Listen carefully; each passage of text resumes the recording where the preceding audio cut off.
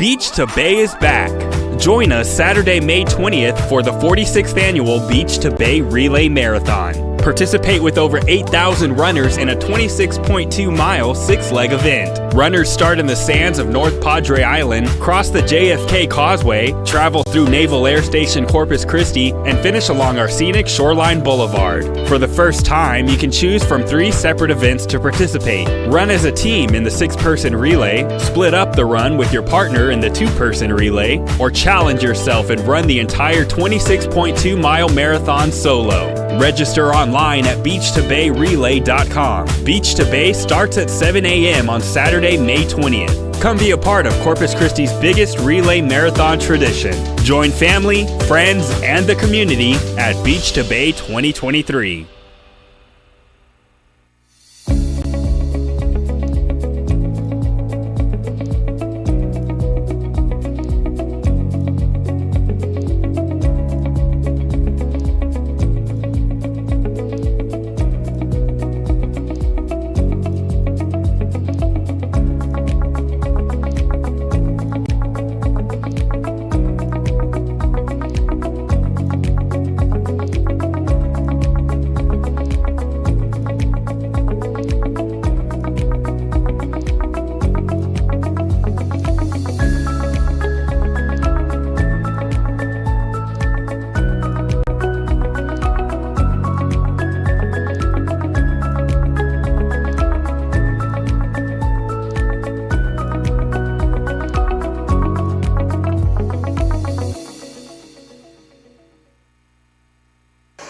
We've all dealt with the hassles of traveling.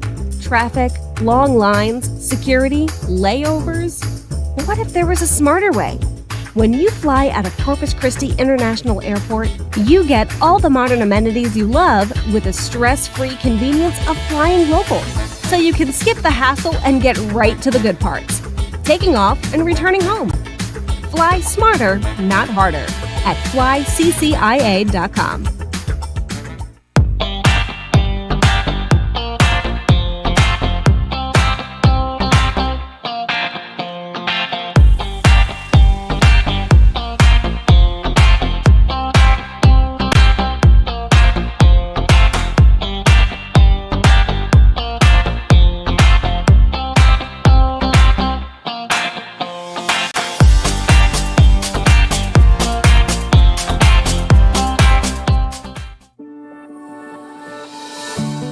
You can submit a city service request quickly and easily by downloading the MyCC 311 app on your phone.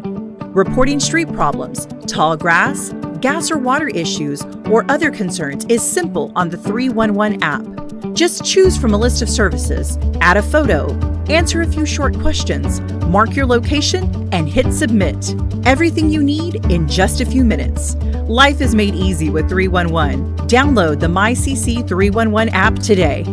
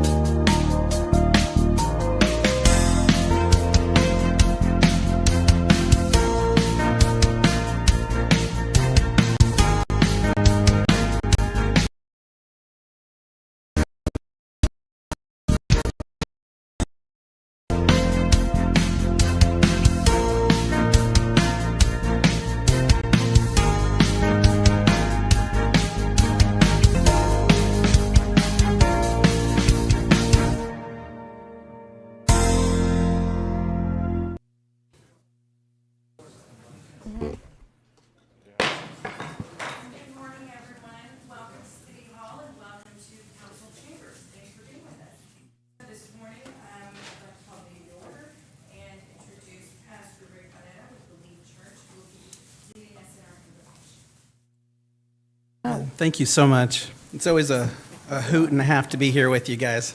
And so I'm honored. And I'm honored to be with all of you as well. Let us pray. Heavenly and most gracious Father, you who are perfect in all of your ways, I'm just one of many in this chamber today, grateful for the opportunity to not only serve you, but to serve our community with a heart of gratitude. May everything that we do begin with your inspiration and continue with your guidance every single day. In the middle of all of the problems and besetting issues that this council will be deliberating and discussing today and in the weeks to come, we know that you always have our best interests in mind, and so we put our trust in you today and always. Unite us in your love and inspire us with your presence. We give thanks for the work and the dedication and the leadership of this council and the members of it, Father God. May the speech and the actions in this chamber today reflect your grace and compassion that you give to us on a daily basis. May the decisions made today and deliberated today ultimately bring honor and glory to your name. And we ask this all in Jesus' name we pray. Amen. Amen. Thank you, Pastor Bonetta. And next, our Pledge of Allegiance to the U.S. flag and to the Texas flag will be led by Ariana Garcia. She is a senior at Veterans Memorial High School and, of course, a part of the academic decathlon team that we just recognized. Please join me in the Pledge of Allegiance. I pledge allegiance to the flag of the United States of America and to the republic for which it stands, one nation, under God, indivisible, with liberty and justice for all. Please join me in honoring the Texas flag. Honor the Texas flag. I pledge allegiance to thee, Texas, one state, under God, one and indivisible. Thank you, Ariana. City Secretary, Ms. Huerta, would you please call the roll? Mayor Paulette Guajardo, Present. Council members Roland Barrera, Here. Sylvia Campos, Here. Gil Hernandez, Here. Michael Hunter, Here. Jim Klein, Here. Mike Pesley, Everett Roy, absent, Dan Suckley, Here. City Manager Peter Zanoni, Present. City Attorney Miles Risley. Here. Mayor and Council, a quorum of the council and the required charter officers are present to conduct the meeting. Thank you, Ms. Huerta. Oh.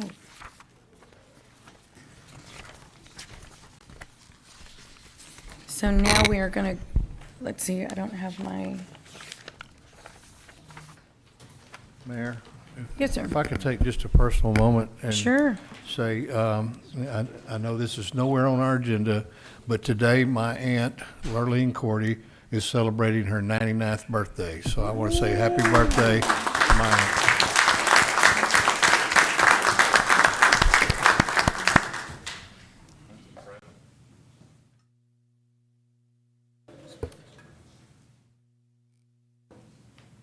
Well, happy birthday to her, Councilman. Anyone else have any special birthdays? That's a good birthday to. We should make I guess that should be something regular that we discuss, that we commemorate. No, it's not. Okay, so at this time, ladies and gentlemen, today we have the pleasure of ceremonially swearing in our newly appointed municipal court judges. So we have Bill Bonilla and George P. Hall, Robert Reyna, and Michael White. These judges were appointed by the City Council on March the 28th. So the Municipal Court Judicial Department is comprised of 6 full-time judges and 6 part-time judges who oversee the adjudication process in our courtrooms at the Municipal Court. So judges preside over bench trials, over jury trials, contempt proceedings, indigent hearings, animal hearings, property hearings, and other court proceedings. The judges also perform magistrate functions at the detention center, including setting bail, issuing arrest warrants, search warrants, and summonses. So these judges perform a critical service to this community. Municipal court judges are appointed by and report directly to the City Council. The City Council's Municipal Court Committee oversees the operation of the Judicial Department and the monitoring judges, including appointment, annual review, and salary oversight. So at the beginning of each council term, I appoint the members of the committee and name the chairman. And so I'd like to recognize the committee for their efforts in selecting these judges. If you'll please stand, Chairman Roland Barrera and council members Mike Pusley, Michael Hunter, and Sylvia Campos. So thank you for serving. So without further ado, I'd like to invite municipal court judges Bill Bonilla, George Piha, Robert Reyes, and Michael White to proceed into the well here in front of us. And gentlemen, we truly appreciate your willingness to serve the city in this manner.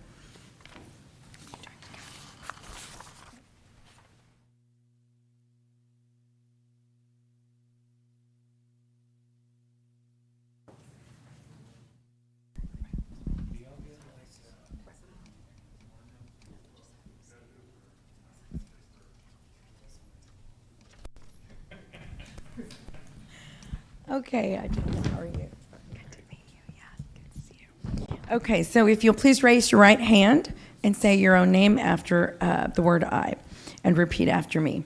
Yeah. I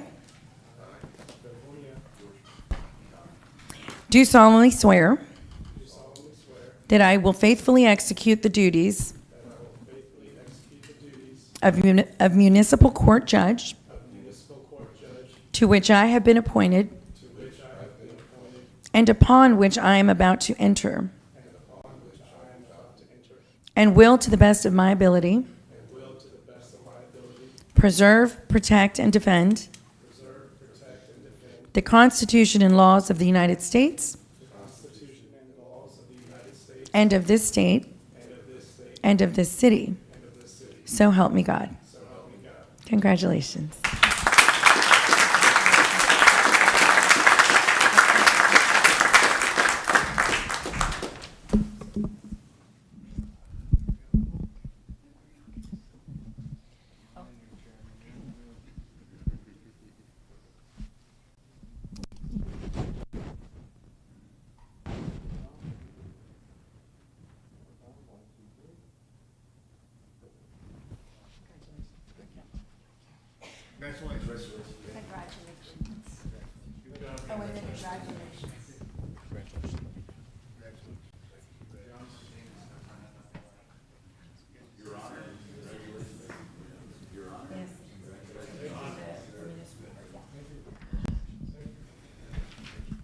So gentlemen, we just need you to sign your oaths here. And then I think if we can, probably it's a good idea to take a quick recess. The municipal court committee can come down, and as well as the council, to take some pictures. And if the family would like to come up and take some pictures as well, we can do that now.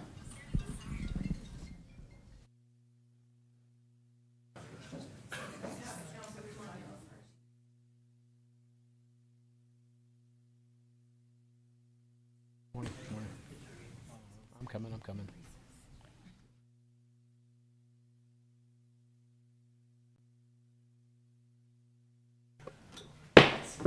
So we'll take a quick recess and then return back to the meeting in a few moments.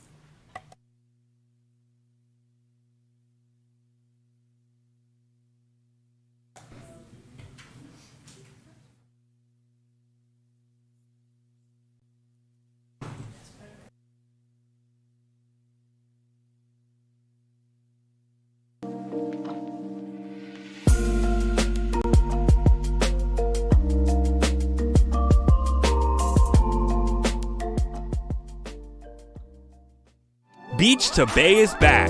Join us Saturday, May 20th for the 46th annual Beach to Bay Relay Marathon. Participate with over 8,000 runners in a 26.2-mile six-leg event. Runners start in the sands of North Padre Island, cross the JFK Causeway, travel through Naval Air Station Corpus Christi, and finish along our scenic Shoreline Boulevard. For the first time, you can choose from 3 separate events to participate. Run as a team in the 6-person relay, split up the run with your partner in the 2-person relay, or challenge yourself and run the entire 26.2-mile marathon solo. Register online online at beach2bayrelay.com. Beach to Bay starts at 7 a.m. on Saturday, May 20th. Come be a part of Corpus Christi's biggest relay marathon tradition. Join family, friends, and the community at Beach to Bay 2023.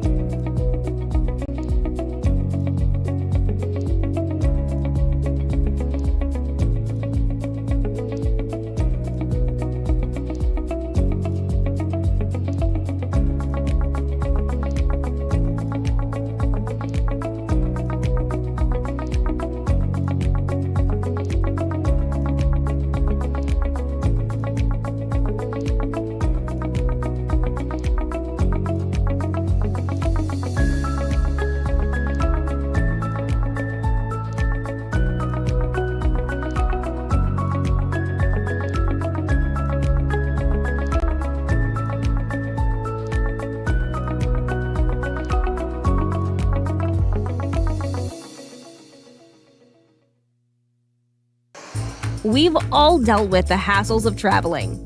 Traffic, long lines, security, layovers. What if there was a smarter way? When you fly out of Corpus Christi International Airport, you get all the modern amenities you love with the stress-free convenience of flying local. So you can skip the hassle and get right to the good parts, taking off and returning home. Fly smarter, not harder, at flyccia.com.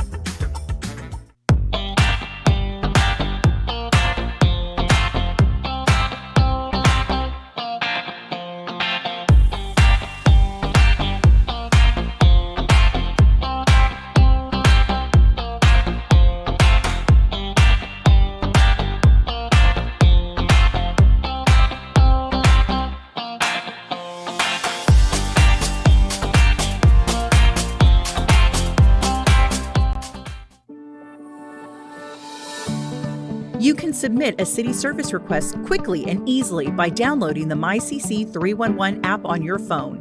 Reporting street problems, tall grass, gas or water issues, or other concerns is simple on the 311 app.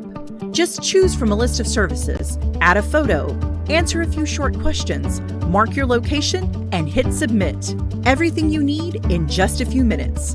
Life is made easy with 311. Download the MyCC 311 app today.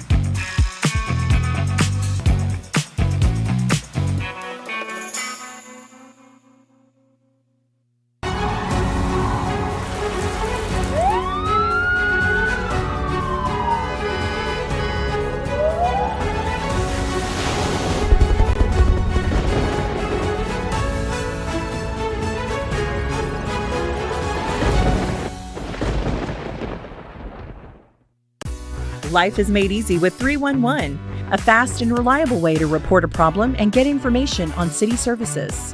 Everything from street repairs, gas or water leaks, animal care services, or even information on your trash pickup schedule. Call 311 or download the MyCC 311 app and get instant access to create service requests, upload information and photos, and submit your location to alert us to the area. 311 provides solutions to everyday problems. Anytime, anywhere, on any device. Get better quality, better service, and better results. Life made easy with 311. Download MyCC 311 app today.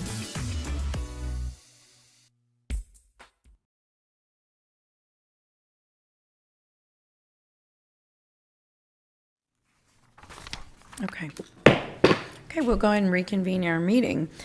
and go straight to section F, which is city manager's comments and update on city operations. Mr. Zanoni. Great. Good morning, Mayor and members of the council. We do have 3 items on our city manager report today, and the first one we're going to start off with is an important one. It's a health fitness event, and that would be our 46th annual Beach to Bay Relay Marathon. That is this Saturday, May 20th. And there are over 8,000 runners and hundreds of spectators that will participate in this event. Beach to Bay is one of the largest relay marathons in the United States, and it draws competitors from across the globe. And an important note is to honor those who have served or are serving in the United States military. So it's quite a unique relay marathon. Mayor Guajardo will be on hand at the kickoff event at JP Luby Beach this Saturday. She will run the relay race, one leg of it. And the mayor's office is one of 13 city teams that will be competing in this event this Saturday. That includes then for our 13 city teams about 78 employees that are participating amongst those 8,000 runners. So that's pretty good for the city. As with the case of any significant event, we want the council and the community to know that the city staff have been proactive in preparing an operational plan for Beach to Bay. Last week, we concluded a week's worth of work with over 24 staff members and partner agencies for a final plan review. Our traffic engineering department has worked closely with the police department to develop a traffic control plan for the race. You can imagine that thousands of runners over a 26.2 mile course from the beach all the way up here to our beautiful bayfront takes some logistics.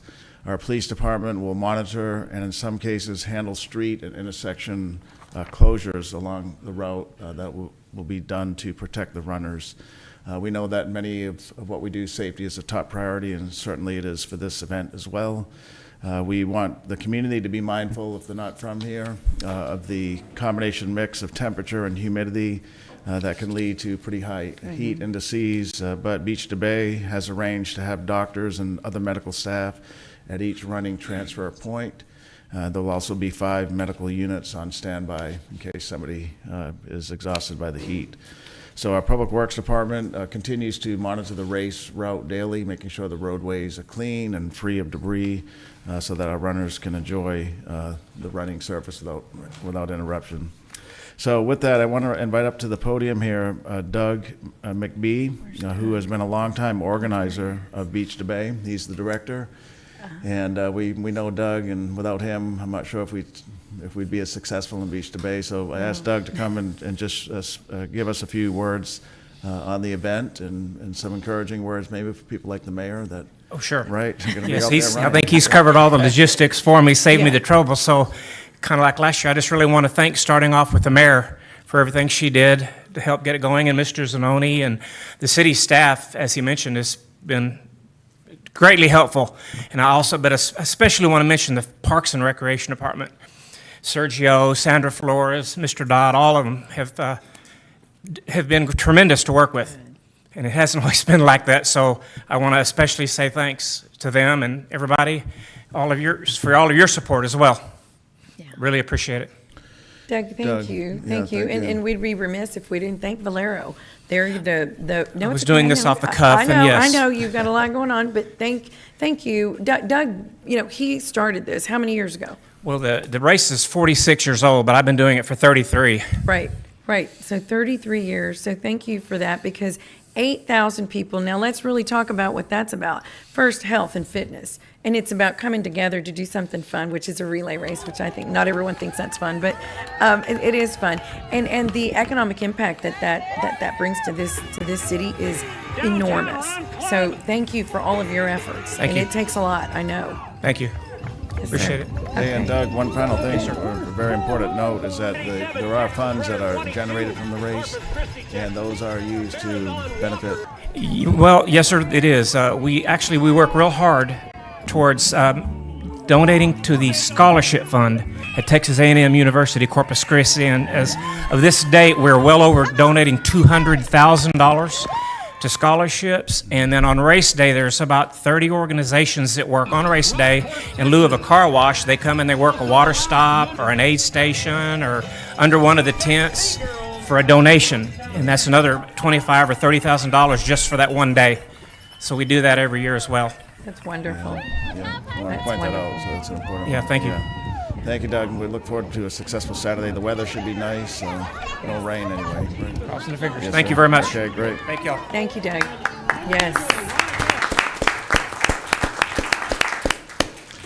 Okay, Mayor and Council, our second item is financial in nature, so we wanted to give the council an update on our American Rescue and Recovery Act funds. These funds were awarded to many cities and counties across America at the height of the COVID pandemic. The city received $67.5 million, and the city council at the time, with staff's recommendation, instead of distributing it thinly across numerous agencies and organizations, really put it back in the pockets of our taxpayers and put it all into infrastructure, keeping water rates low as an example.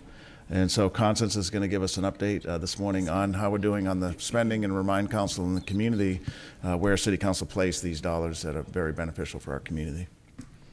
Good morning. My name is Constance Sanchez. I'm the Chief Financial Officer, and I'm here this morning to brief you on the American Rescue Plan Act.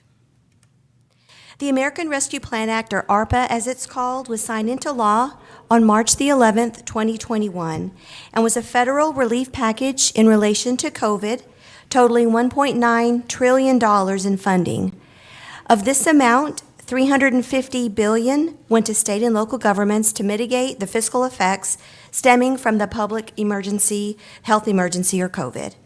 The city of Corpus Christi was allocated $67,553,894, in which we received in two different tranches.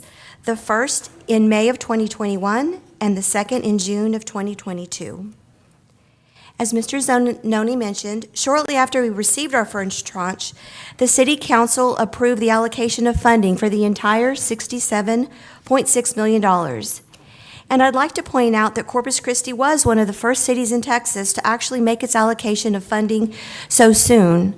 Remember that the bill was signed into law in March of 2021, and then only 3 months later, the City Council made our allocation, which I feel was a very proactive step. We began encumbering and spending the funds in fiscal 22 in the amount of $17.7 million. In fiscal 23, in the capital budget, we have $35.6 million budgeted, with the remaining to be included in the fiscal 24 budget. According to the ARPA bill, funds must be committed by the end of 2024 and fully expensed by the end of 2026. And so the city of Corpus Christi is on target to meet those deadlines. And that concludes my update. Ms. Campos. Well, I just wanted to congratulate you, the city staff, for taking advantage of this. I mean, sometimes I'm sorry, but we have missed our opportunities, and I am just grateful that the city staff did take advantage, and that the city of Corpus Christi is receiving or has received $67.5 million. That is huge. So thank you so much again. Yeah, Councilman Pusley. Yeah, I want to congratulate Peter and his staff and Constance and everybody for recognizing that the best way to spend this money was, as Peter just said, put it back in the pockets of taxpayers here in this community, which is where it came from, and dedicating that to infrastructure projects that this city sorely needed to do. I know the county is struggling right now. A number of dollars from their funds was dedicated to projects that really didn't qualify, and they're having to go back now and clean that up. And so I'm quite appreciative of the fact that y'all recognize that early on. So thank you very much. Yeah, and thank you for the update, Peter. Thank you, Constance. Great, thank you, Constance. It's not citizens to be heard yet, but you'll get a chance momentarily. Okay, Mayor, we have one more item, and we want to call up to the microphone or to the podium Mr. John Valls, who is the president of the Nueces County Hospital District. And recently, the hospital district fulfilled their commitment to demolish the former hospital, former Spahn Hospital, a county hospital, on our near west side. And there was a presentation that John Balls, the board chairman, provided to Nueces County. And I know John from my time here in the city, and I asked him to come to this city chambers and present to City Council a similar presentation that shows a dynamic revitalization plan for that site where the former hospital was. And so, John, we appreciate you being here, and I'll turn the microphone over to you. Thank you, Peter. I appreciate the opportunity to speak before the council. Thank you, Mayor and council members. It's wonderful to be here today to present such an exciting project. For the record, my name is John Balls. I serve as the chairman of the Nueces County Hospital District Board. And with me, I have Mr. Dr. Vishnu Reddy. Dr. Reddy is vice chairman of our board. I think most of y'all know Vish. You just recognized his son and their team. And then we have Mr. John Michael with Hanson Engineering. John Michael is going to give you an overview of the demolition of the Memorial Hospital campus. You probably noticed that as you driven by, you saw it coming down, and then now it's gone. So he's going to give you an update on the current state and the future state of the demolition project. We'll be concluding that pretty soon, and then I'll give you an overview of the project itself. And Councilman Pusley, you know this project real well. This was, it better than anybody. It was in your precinct, and so this is really part of your legacy and what we're trying to do and develop and expand the healthcare service delivery to that part of the community. So I'm going to turn it over to John Michael, and he's going to give you an overview of the demolition. Okay.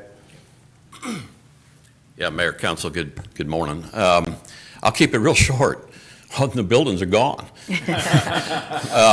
We have a basement out there that we're going to start filling with dirt here in the next, possibly by the end of this week if the rain leaves us alone, and then we will be completely finished with the demolition at that site by the end of July. All the backfilling, seeding, grass, the trees that'll be left out there, and it'll all be a distant memory. Grant McKay, who is the contractor, which I've been overseeing for the last year, has done an excellent job. We've had very few complaints in the area from windblown debris and other things that you just deal with on a site that big. It has been one big recycling effort.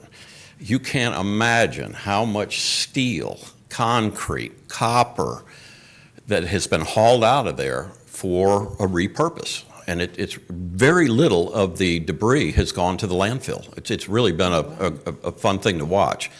But anyway, I'll just keep it short. We're about done. We'll be wrapped up by the end of July. You can see some pictures I think John has got in his presentation. And that's it. Very good. Thank you. But not so fast. You can give my presentation if it's that quick. Thank you, John Michael. Yeah, if you have an opportunity, take a drive back where the hospital used to be, and just kind of take a look and see what it looks like now. It's a miraculous transformation. So Christus has the master lease on the entire campus, and when the demolition was to occur by the end of 2023 by contract, we were starting to brainstorm, what are we going to do with the site? It's an 18-acre site. What are we going to do with the site? So right off the bat, the board and our CEO, Johnny Hibb, who could not be here today, he's actually at the council at the Capitol. He's testifying on a bill that we have in the Senate right now. So we brainstormed and we worked in concert with the Christus team. And Commissioner Pusley, when we cut the ribbon on that project, it was already too small. So when the ribbon was cut on that building, they were already busting at the seams. So Christus has come to us over the last couple of years and expressed an interest in, hey, how can we expand this facility? We literally have people kind of just stacked on top of each other. We need more exam rooms. We want to bring in specialists. We want to increase our residency training program. So, we worked with them closely and the hospital district staff, and with the conclusion of the service life of Memorial, it gave us an opportunity to kind of spread our wings out there. So what we have decided to do, and the board has already authorized this, the council, the Commissioners Court has already authorized our intention to issue certificates of obligation to fund the project, is we're going to expand the existing facility, the existing building now, and then we're going to build one adjacent to it to house the hospital district administrative offices, we're also going to put classrooms in there. We're going to put some training facilities, and then we're also going to build a pharmacy with a 2-lane drive-through. Because right now, folks have to go in through the building. There is a drive-through lane, but it's not as efficient. So folks typically go into the building to get their prescription. And we're facilitating 15,000 prescriptions a month through that pharmacy. So as you can imagine, well, you probably experienced it when you go to your local pharmacy, there's just typically a delay. So we want to make it more efficient. So let me just show you a little bit. After the demolition slide, this is what the current facility looks like now. You've probably been in there at one time or another. So if you could advance forward to the next slide. As I mentioned, these are some of the service enhancements. Relocation of services, we're going to create a standalone pharmacy to be more efficient. Within that pharmacy rooftop, we are going to also create an urgent care center or a quick care clinic. Because right now you have to go inside the Hector P for quick care clinic access. This would be standalone, and it would have more serviceable hours than it currently does now. We're also going to incorporate some classroom type settings in there. We're looking at also creating a kitchen environment and a cooking facility or a culinary facility to teach folks how to cook properly, for diabetics on what to cook and and the best methods to cook it and so forth. And then we're also going to be looking on the administrative side of moving the hospital district enrollment offices or activities into the hospital district administrative offices. Because right now, a good portion of the Hector P. Clinic incorporates administrative activities. So we wanted to get all of the administrative activities out from under what really just needs to be the clinical services. So the health services delivery needs to be really under one roof. So that's going to be part of the expansion of services. So if you can move over to the next slide, one more. This is going to give you kind of just an overview. Now, these buildings aren't to scale. So the building on the right is the existing Hector P facility just across the parking lot that exists now. We will build the hospital district administrative offices. We're going to transfer our enrollment center over there. We'll create classroom settings. And then the shaded purple building will be the freestanding urgent care or quick care clinic, as I mentioned, which will be operating more service hours than what we currently have now. And also we'll have 2 drive-through lanes to create more efficient service delivery of prescriptions, because we're moving a lot of prescriptions out of that facility every month. So we want to just make that more efficient for folks. And then the RTA has a bus stop nearby the existing Hector P site, which helps a lot of our patients get to their medical appointment. Because as you know, if you can't get to your medical appointment, you're going to miss it. And if you miss it, it just your healthcare issues just become compounded. So that's kind of the grand vision. There may be one more slide that shows you the entire campus. Yeah, thank you very much. So you can see all of that blank area.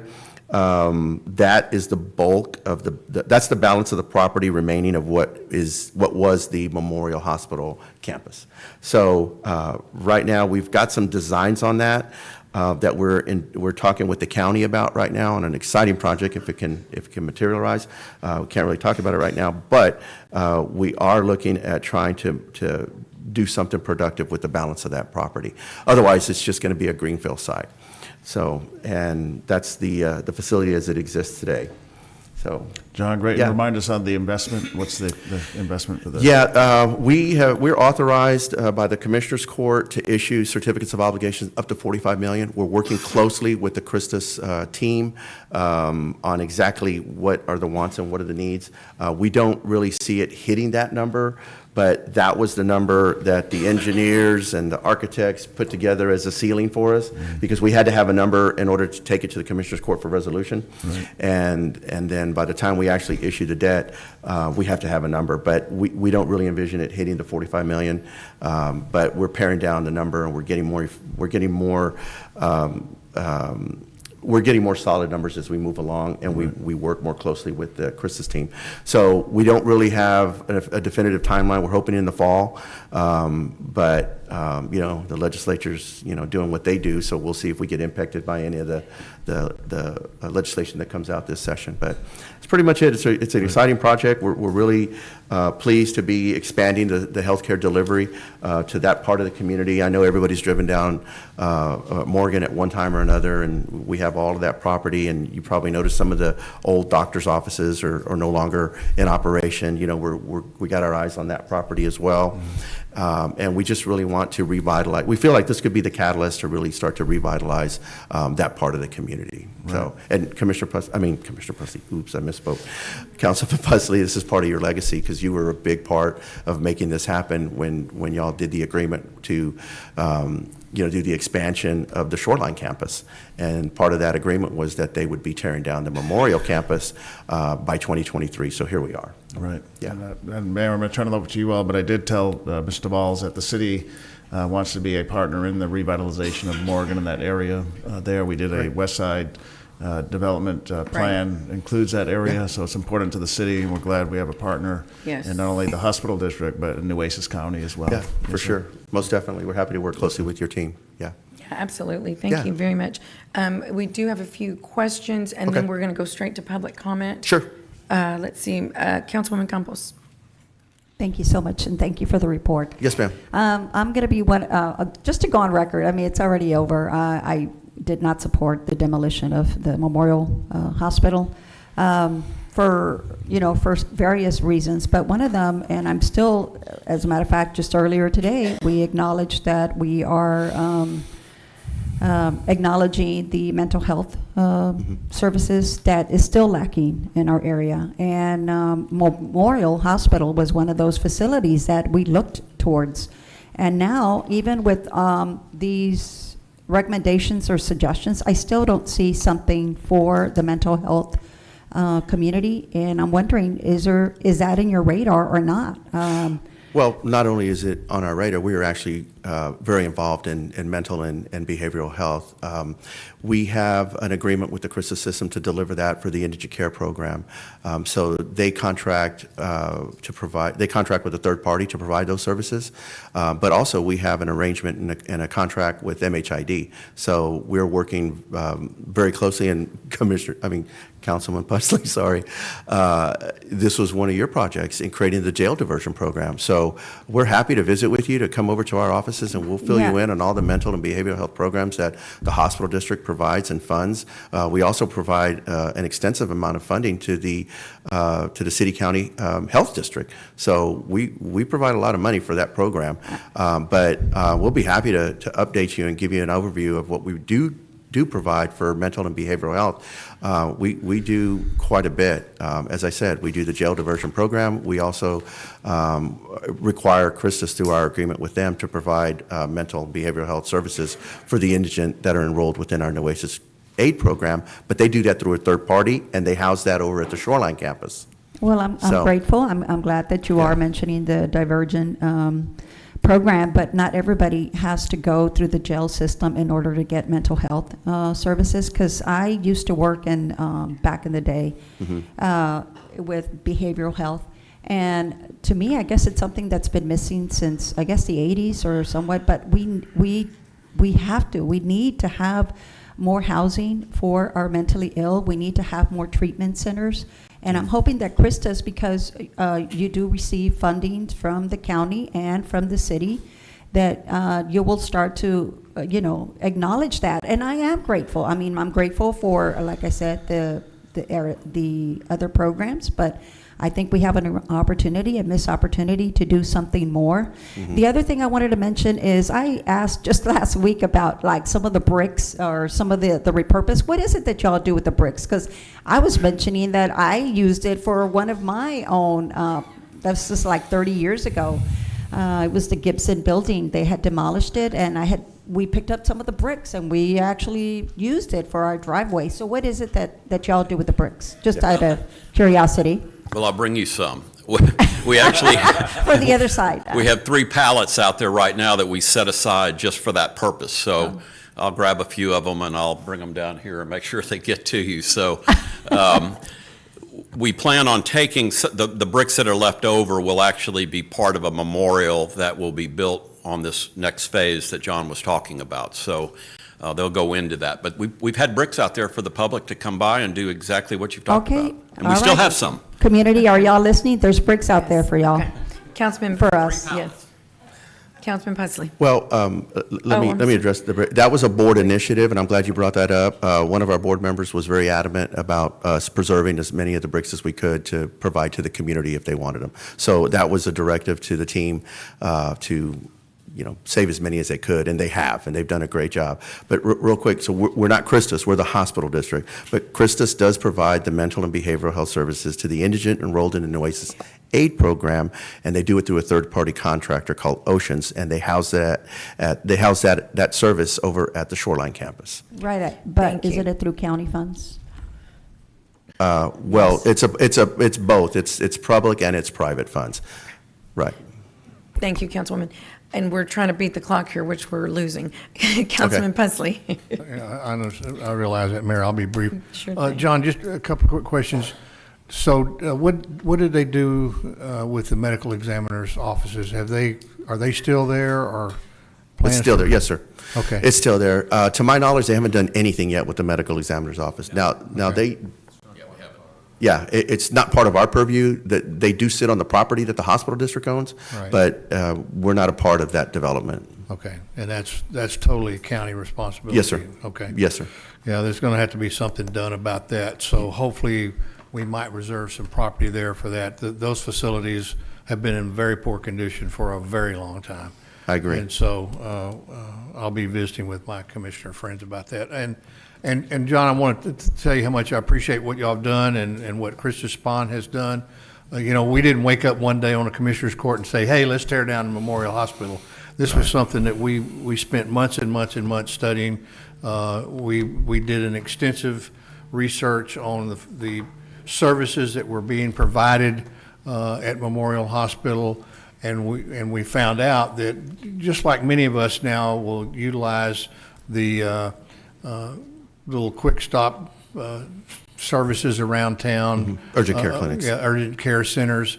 That's what the primary use was for Memorial Hospital, which is a very expensive use for a hospital of that size. So the Hector P. Garcia facility fulfilled many of the needs that we needed in that area, and I want to congratulate Christi Spahn for recognizing that and helping us develop that facility. And the expansion here, I think, will just add to that. But that community was in dire need of that kind of set, so they can get in and out. They don't have to register through a hospital system, and I just think it's worked out very well. So congratulations to everybody, and thank you very much for the report. Thank you. And Councilman Pusley, one thing to note, y'all went through an extensive public outreach before y'all made that decision. And whether you would agree or not, the hospital had reached its serviceable life. I mean, that's pre-World War II. So I know y'all did a lot of work on that before you made that We toured the decision. facility, and there were some scary sights in that building. Yeah. So, Yeah, for it sure. was time. Yeah, especially in the boiler room. Okay. Yes. Councilman Barrera. The mayor's pinched me, Mr. Chairman, so I need to move pretty quickly. Hey. But I just want to publicly commend you, Chairman Valls, Yeah. Vice Chairman Reddy. The ingenuity and the creativity to put forth some of this project. I went to school in that area, and to know that that area is going to be revitalized, in the area that I grew up in, because of the socioeconomic status, I guess the life expectancy was 74. And then I bought my first house, and that it just by nature of moving to a different zip code, it's 78, and now where I live, it's 82. Right. But the issue is access to health care, and providing access to health care to the indigent. It makes people healthier. They're more productive. It's an economic development factor from all things, as well as just people getting healthy. So I just wanted to publicly thank you, and on behalf Appreciate of the council, because it was very creative what you guys are doing, and aggressiveness with which you've gone to Austin to fulfill all this. Just thank you very much on behalf of the citizens of District 3. We appreciate that. Yes. Thank you. I want to allow Dr. Reddy to say a few words if you would like to. Other than thank you, absolutely. Publicly saying thank you to everyone, Mayor and and City Council. So, as we, and thanks to you all, Corpus is growing, and since the time I've come, in about 18 to 20 years. So, need for education, need for resident training, need for bringing more physicians, need for behavioral health, and education, study-based programs. You can't just, you involve for future planning. How many beds do we need for behavioral health? What is exactly the population that we need to take care of? How many do we need for jail diversion? So thanks for this initiative. This is one of its, one in the beginning, many more to come. And going back to Councilman Pusley, we still have a lot of space there where we can put good use to, and appreciate the opportunity and support. Yes. Thank you so kindly. Thank you, Dr. Reddy. And Mr. Valls, thank you for being here. Mr. Michael, thank you for being here. We appreciate the update. Thank you, Mayor. Yes, We sir. appreciate it. Thank you, members. We appreciate Yes. it. Thank you, Peter. Appreciate it. Thank you. Absolutely. So that concludes your report, Mr. Zanoni. There's just one more item, but we'll go to citizens and then I'll, Oh, yeah. yes. Yeah, just a real Public- brief one. Absolutely. When we come back. So it's a little past noon, and we apologize for that, but that moves us on to section F, which is G, which is public comment. Mr. Risley. Citizens are authorized and encouraged to present their views to the council on city-related matters. However, such should be done in a factual, precise presentation, and questions of council or staff are inappropriate. Loud, boisterous, profane, or obscene language or behavior is not allowed. Thank you, Mr. Risley. So individuals will be called upon in the order in which they signed up electronically. In-person public comments will be taken first, followed by virtual public comment. Corpus Christi residents will take precedence over non-residents. And for those commenting in person, I would like to remind everyone that a recording is being made of the meeting. Please speak into the microphone located at the podium and state your name and address prior to speaking. There are two opportunities in which you can make public comment on an agenda item. One is at this time, and the other is when we actually hear the item. So please choose one. Citizen comments are limited to 3 minutes. Non-resident comments are limited to 1. And for those commenting in person, there is a timer underneath the base of the microphone. It will let you know exactly how much time you have left to speak. Once the buzzer goes off, or the timer goes off, you'll hear the buzzer, at which time we appreciate you conclude your statement. If you have any petition or information pertaining to your subject matter, if you'll please hand it to Ms. Huerta to my right, she will distribute it to us before you speak. Thank you. And we'll start off with Steve Klepper.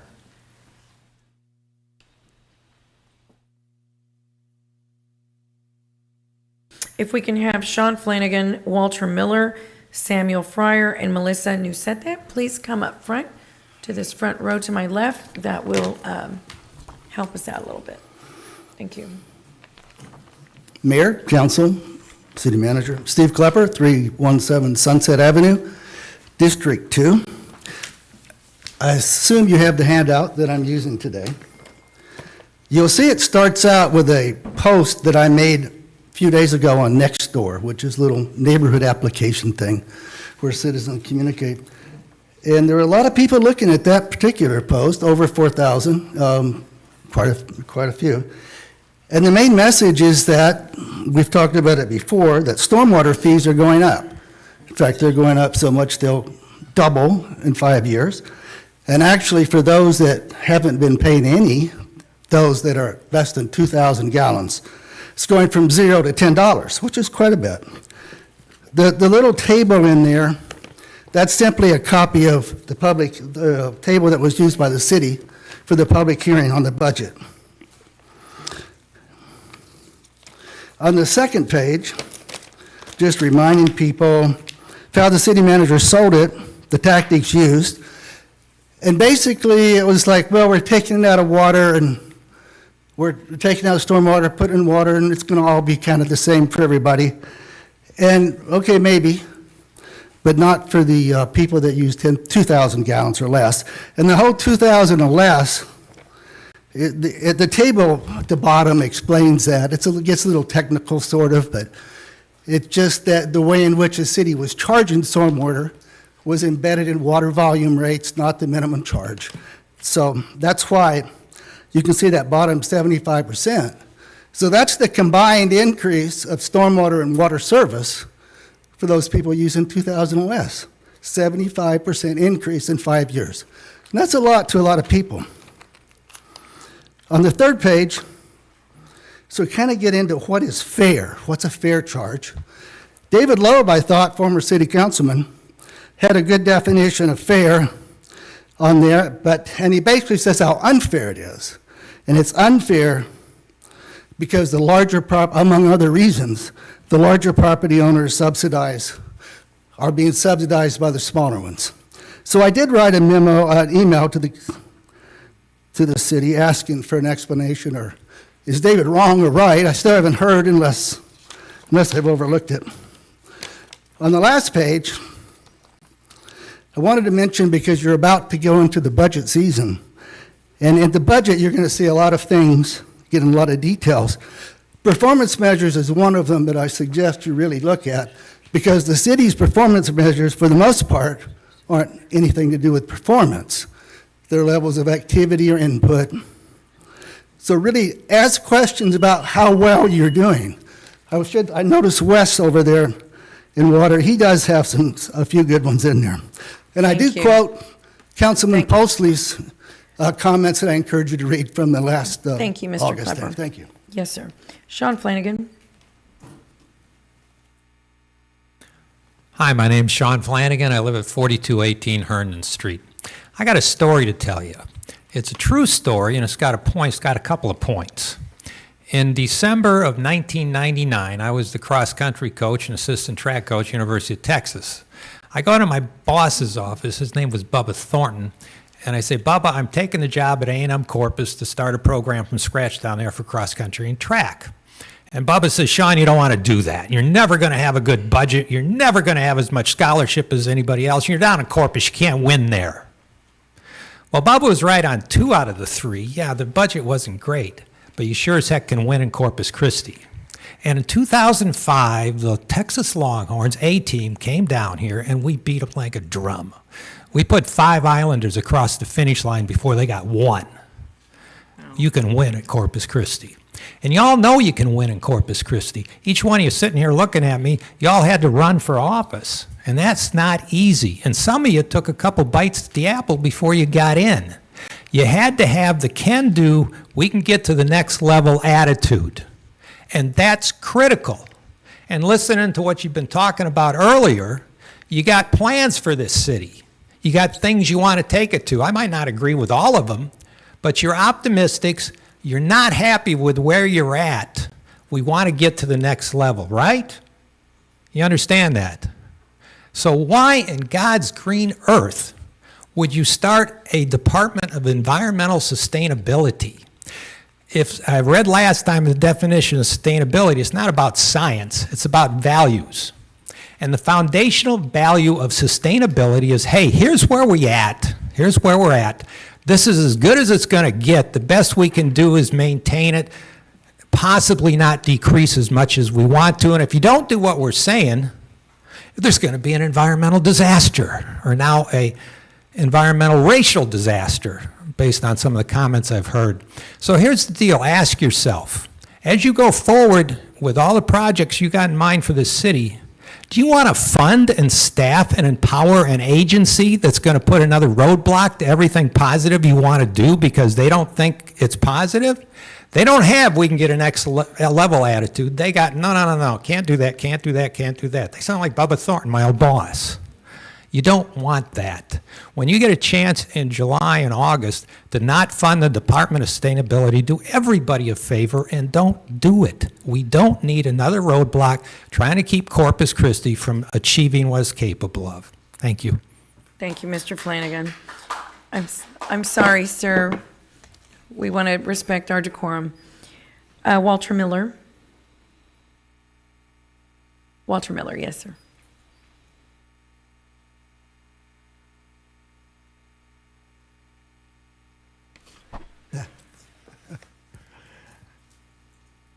Good morning, City Council members and Mayor Paulette Guajardo. My name is Walter A. Miller, citizen of Corpus Christi since 1956. I am here because at my advanced age, it is important to be active and socialize with others as much as possible. The Senior Center has done that for me. And this brings me to Lyndale Senior Center and an incident that occurred yesterday. Lyndale Senior Center is where I go to lunch 5 days a week at 11 a.m.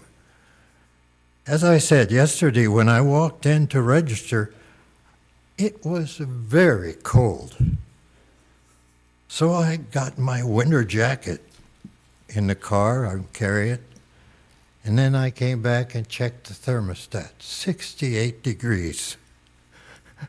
I asked the staff, the two ladies in the kitchen, would they please adjust the temperature for the seniors? They said, oh, no, we can't do that. No, the floor might get wet.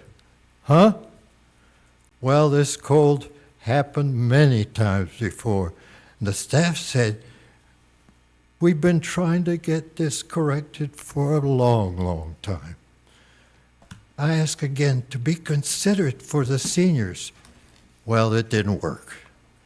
Upon a third time of having to hear about them worrying about the floor might be wet, I shouted, I can't believe the condition of the floor is more important to you than the seniors. Well, I did go back at 2:30 and apologize to the staff. There can be better control of the air conditioning, and this recurring situation won't cause further distress. I know that.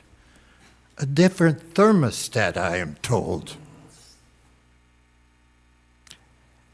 This can be solved.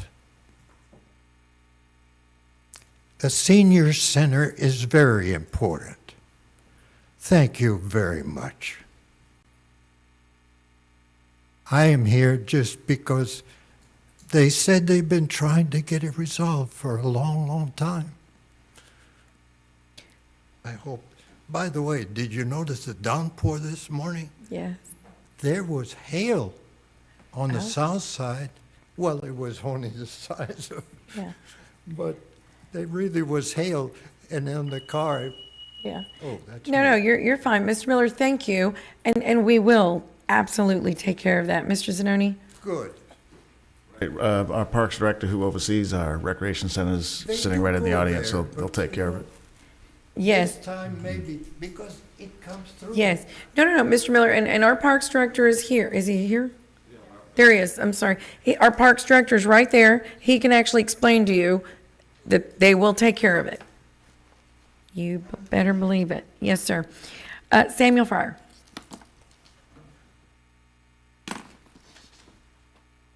Good morning, Mayor, Council. Good morning. I am Samuel Andre Fryer. I live in 78414. When one letter to Corinth, Shaul, or the Apostle Paul, wrote, when I was a child, I spoke like a child, I thought like a child, I reasoned like a child. When I became an adult, I put an end to childish ways. With that said, a child's imagination is beautiful, blossoming in carefree innocence and inexperience. When children become adults, that imagination unleashes the God-given creative ability, enabling a society to advance. That is, when the imagination is bridled with truth, facts, and lessons of experience. That is not the case with the proposal to include a sustainability department in the Corpus Christi citizens' budget. If the words sound a little strange, well, let's be reminded that we, the people of the United States of America, are the government. As our elected officials in this constitutional republic, we implore you to set aside childish imagination for a sustainability department that is unbridled because its premise is not based on truth or facts. A sustainability department is merely a cloaked narrative designed to circumvent the will of the people through government overreach, wielding regulatory power to write policy and leverage fees, pushing a globalist control over our unalienable rights and the God-fearing freedom that made our nation strong and great. Our climate is not in peril as the environmentalists, socialists, eugenists, communists, or globalists, they all are synonymous, would have you believe. Many were duped by the COVID-19 pandemic, wording intentional.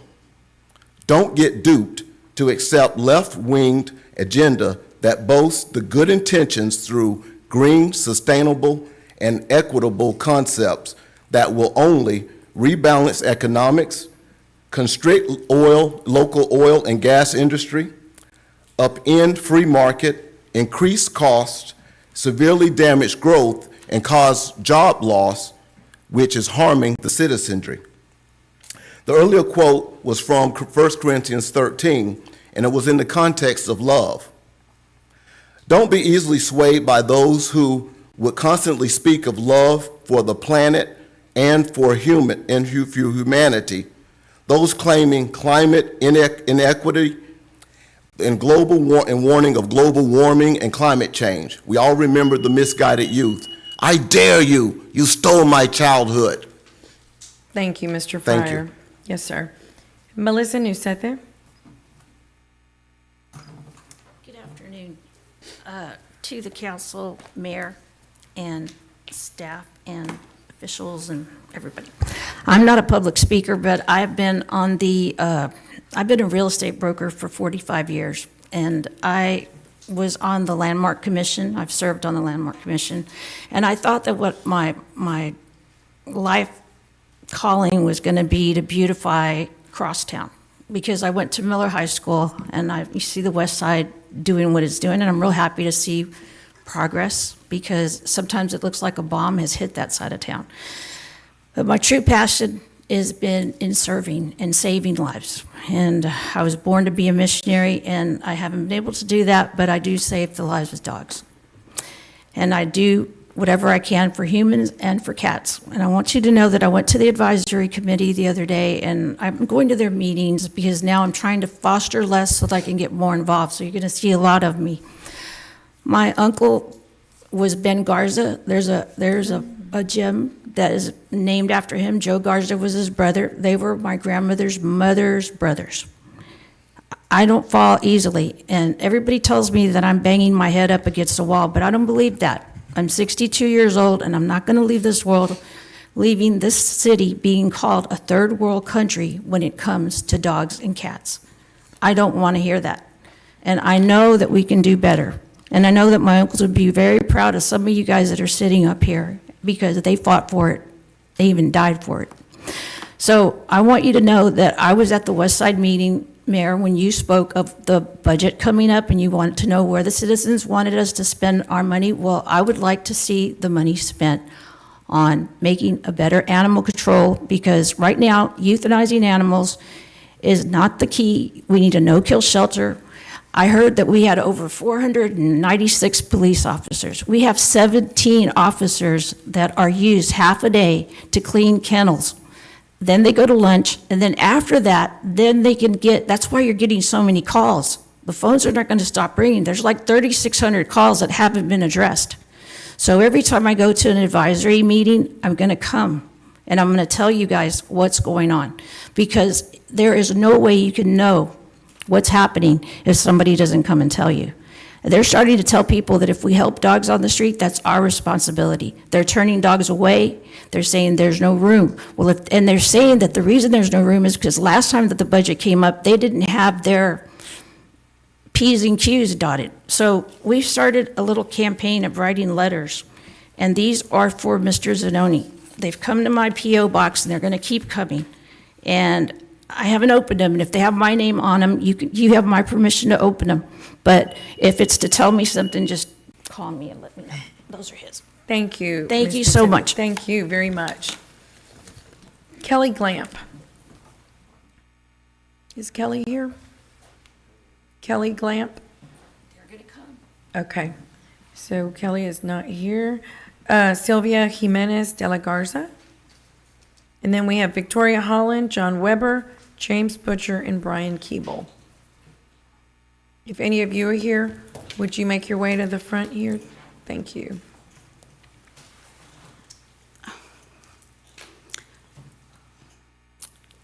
Good afternoon. My name is Sylvia Jimenez de la Garza. Oh, for sure, Sylvia Henderson. That's my married name. I come here to ask you to do the right thing, to think of your legacy, just like Ms. Mike Pusley, I'm sorry, I pronounced your name. To think of what you want to for this city, to really think on your legacy. We need this city is so beautiful, and we need to be more environmentalists. Environmentalists doesn't mean that we're going to hate the oil companies, because we're still going to need it for all the medical purposes. But it means that we really need to work on recycling, on the issues that we have, on the trash that we have on the city, recycling, animal control, on the issues that really affect our city. Even the trash affects our city, right? Because our storm drainage, they're always flooded with trash. So what I want you to do is really asking you to think of the legacy and to work towards that. I'm sorry. Instead of asking for consultants why you want to capture more tourism, ask the people who lives here. As the people who is enrolled on the coastal band alert system, ask them why they lack from the city. We need to encourage more medical professionals to stay over here. My waiting list, like they said, the mental health professionals is from 6 months to a year. I have a kid who has anxiety, and she's still on the waiting list after a year because we don't have enough. So my whole thing, we need to change. We want the city to prosper. Guess what? Let's start with the kids. Make a program teach the kids how to care for animals, because caring for animals means that we're not going to contract diseases from the animals. Do you know that if you let poop unattended from a dog, you can get parasites? And we have all these people with animals walking to our schools. And that poop, disintegrates, but the dust goes to our playgrounds, goes to areas. The kids don't wash their hands, they get sick. The same for us. And we want our city to have so many dogs. Well, teach the kids how to proper care for them. That is important, the vaccines, that is important to pick after them. We want our city to prosper. Well, we need to teach the kids how to proper recycle instead of sending personnel to check our blue bins. Because I have to teach one of the employees that the milk jug, which is a gallon jug, is recyclable instead of the quart gallon jug. So Thank you, Ms. Jimenez. Thank you. Sorry. Yes, thank you. Victoria Holland.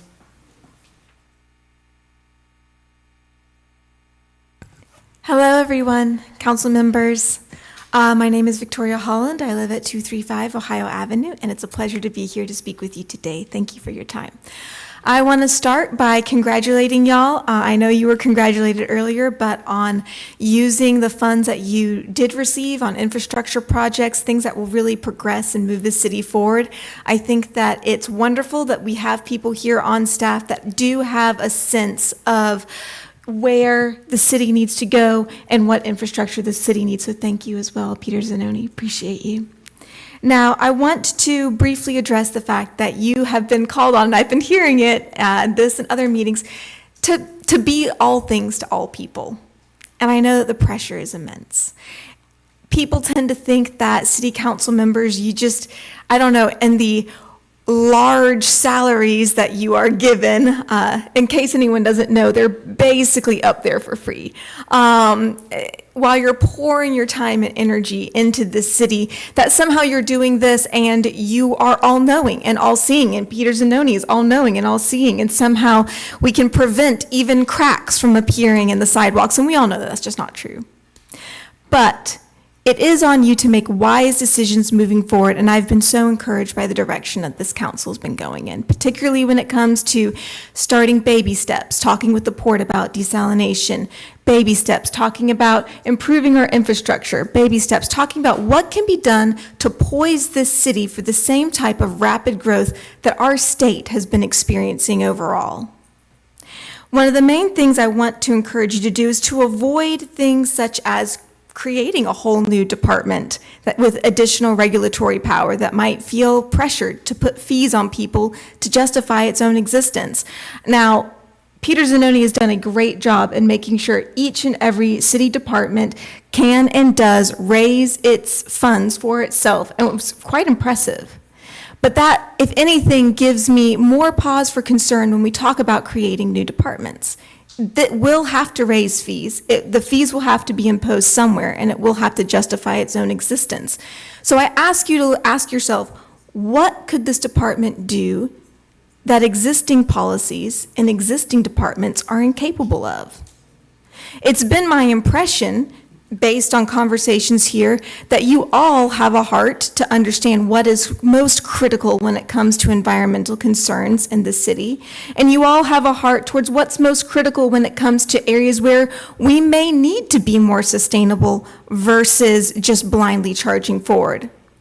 But this all exists within the city departments as they stand today. The staffing exists, the resources exist. They are able to, sorry y'all. All I want to say is that thank you all for the job that you're doing, and I want to encourage you to continue to promote industry and reduce lag time, and fees when it comes to building growth in this city. Thank you. Thank you, Ms. Holland. John Weber.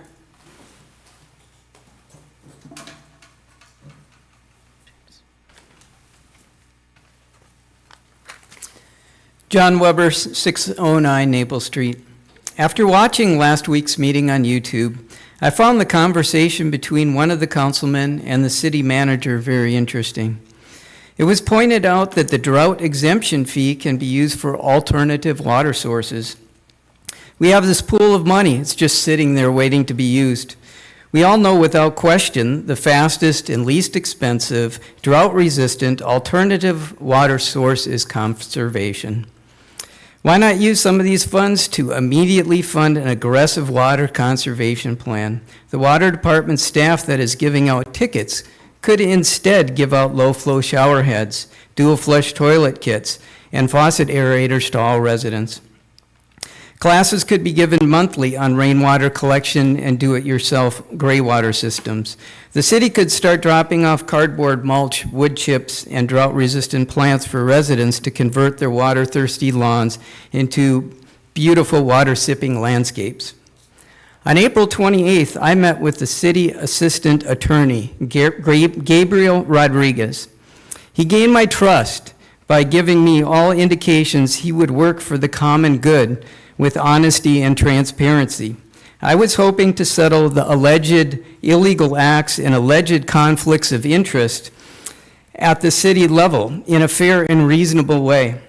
He said he would get back to me in a week or two because he was working on negotiations with the police union. I let him know I would follow up on May 15th. He responded to my follow-up simply by that he is now prohibited from discussing any legal advice he has offered his client. I was under understanding that his client was the residents and for upholding the laws and ethics. I trusted Gabriel and shared some information I had at the time with him, and he took detailed notes. It appears that after gaining my trust, he tricked me into sharing information. I now have acquired much more appalling information. Some of you may seen a small sampling yesterday. I want to know who I and the rest of the residents can trust. The city attorney, the city manager, the mayor, the rest of the council. Who can we trust? I think if you think we can trust you, please raise your hand. And I will email you today and set up a meeting to go over what the city is doing and why trust is so important. Nobody feels trustworthy? Well, If you feel trustworthy later today, please email me. And as always, have a nice day. Thank you, Mr. Weber. James Butcher?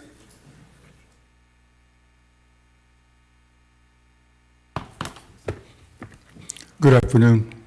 I'm James Butcher. I live at 3102 Magnolia Street. We have a problem with the 911 system. As of Friday, I was assaulted in the street while I was cutting grass between the street and the sidewalk. I called 911 at 9:11 a.m. in the morning. The call took 2 minutes and 8 seconds. The person that assaulted me was standing right there, and he kept yelling over the phone that I assaulted him. The police dispatcher said that I'll get somebody over there as soon as I can. An hour and 10 minutes later, I called back to the police department, and another dispatcher answered the phone, and they said that they only had 4 officers working 911, and they were all busy. I live 15 minutes drive from the police department, right here by the Whataburger. You get on the freeway and get off the freeway. You're on Oasis Bay, and I'm on the corner on Magnolia. I called back and I talked to him, and he said that there was nobody available. It was already an hour and 10 minutes. 3 hours and 10 minutes later, after my call, 2 police officers showed up at my house. I'm a Red Cross volunteer, a supervisor, and we had a meeting at 11:30. I had to attend that meeting at 11:45, and when I got home at 1:15, 1:30, I called again to the police department that I was home. The dispatcher acknowledged my call, and he said, "We'll send somebody over."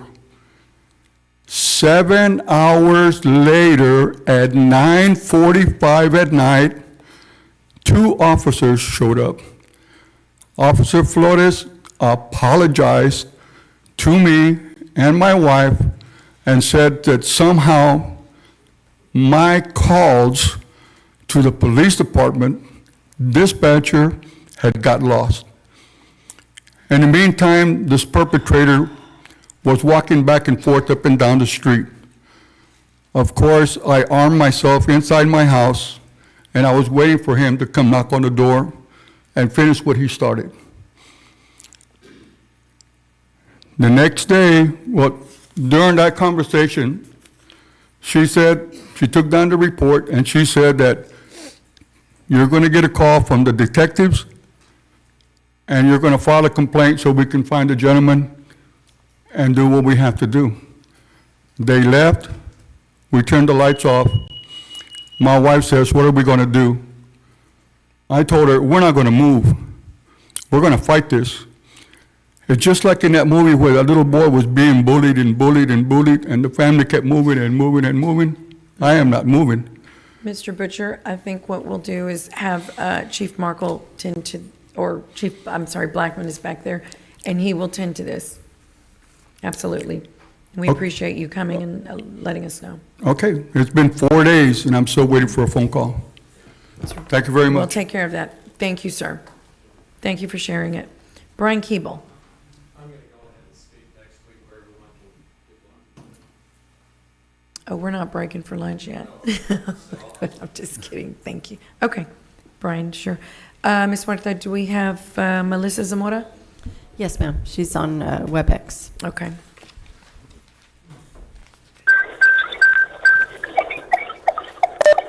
Ms. Zamora, are you ready? Hello, can you hear me? Yes, ma'am, we can. Okay, my name is Melissa Zamora.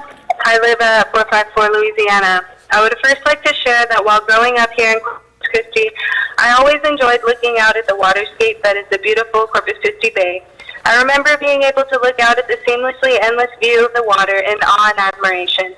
Now, sadly, over the last several years, that once iconic scene has been altered by more refineries, LNG facilities, gas flares, oil tankers, Now when I look out across the bay, I am reminded of the permitted destruction of our coastlines and the sacrifices that our communities are enduring so that entities like the Port of Corpus Christi and their polluting industry partners can make a profit.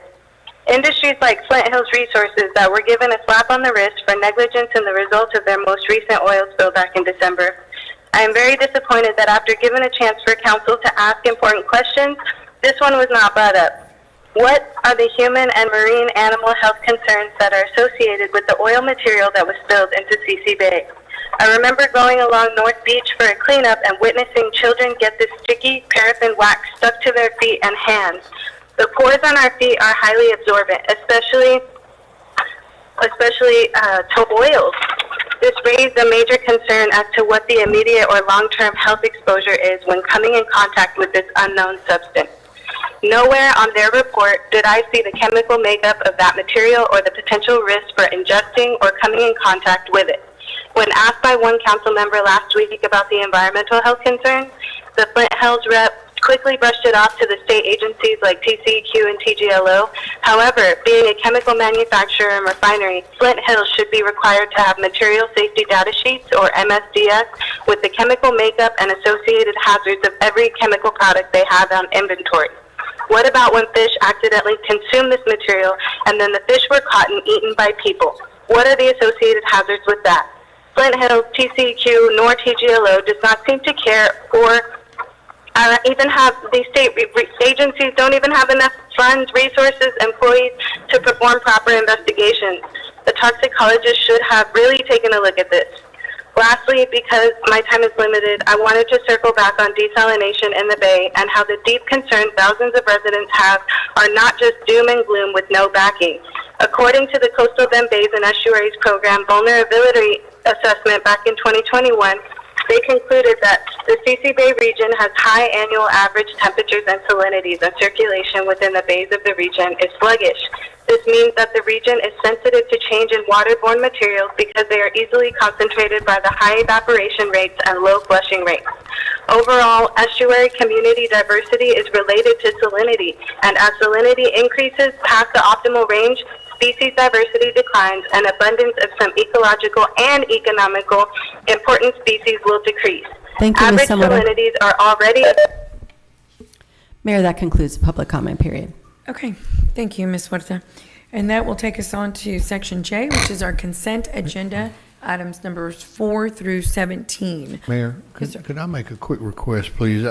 Peter, as we get prepared for our budget process, I think it would be really good, and we have some new members on council who weren't here when we had the presentations for stormwater and water fee. I think it'd be really good for us to go through that again and educate all of us one more time about how this is working and how it's being applied, and along with that, to inform the council about how it's working. Yeah, absolutely, Councilman. We plan on doing that. Okay. Right. This. Okay, thank you. Yeah, good suggestion. That'd be a good thing to do. Okay, so with that, councilmen and women, would anyone like to pull any agenda items between numbers 4 through 17? Mayor, I'd like to pull number 8. Number 8? Me too. Okay, and anyone else? Mayor, number 9, please. Number 9, number 8 and 9. Okay, anything else? Okay, we will go ahead and I will entertain a motion to approve consent agenda with the exception of items pulled, which are number 8 and number 9. So moved. Do we have a second? Second. Any further discussion? All in favor say aye. Aye. Any opposed say no. The motion carries. Item number 8 is a mid-year adjustment ordinance amending City Code Section 23 through 42, increasing the fee for birth and death certificate covers, et cetera. Who pulled that one? Councilman? Councilman? I voted no on this item last week for a few items on here, so I will be voting no again. But I'll pass it on to Councilman Spusley. Okay, thank you. Peter, I'm still a little confused about the positions that we're going to hire, which basically, to me, are facilities managers for the city, And I think that's a great ideal. I think we need, the city probably should have had those positions long before now, as many facilities as we own and operate. I think that's a great ideal, but I'm still confused about the funding on this, because this item, and it says at the end of the letter that we received that explains all this, that these positions will be added to the Economic Development Department and will be funded through existing current year's salary. So if I remember correctly, and I could be wrong, we had budgeted to hire, I thought it was 3 or 4 people to basically develop an economic development team inside the city of Corpus Christi that would focus on small businesses and help us to help small businesses, because our EDC, our CCEDC, which does a marvelous job, told us that they're really not geared to do that.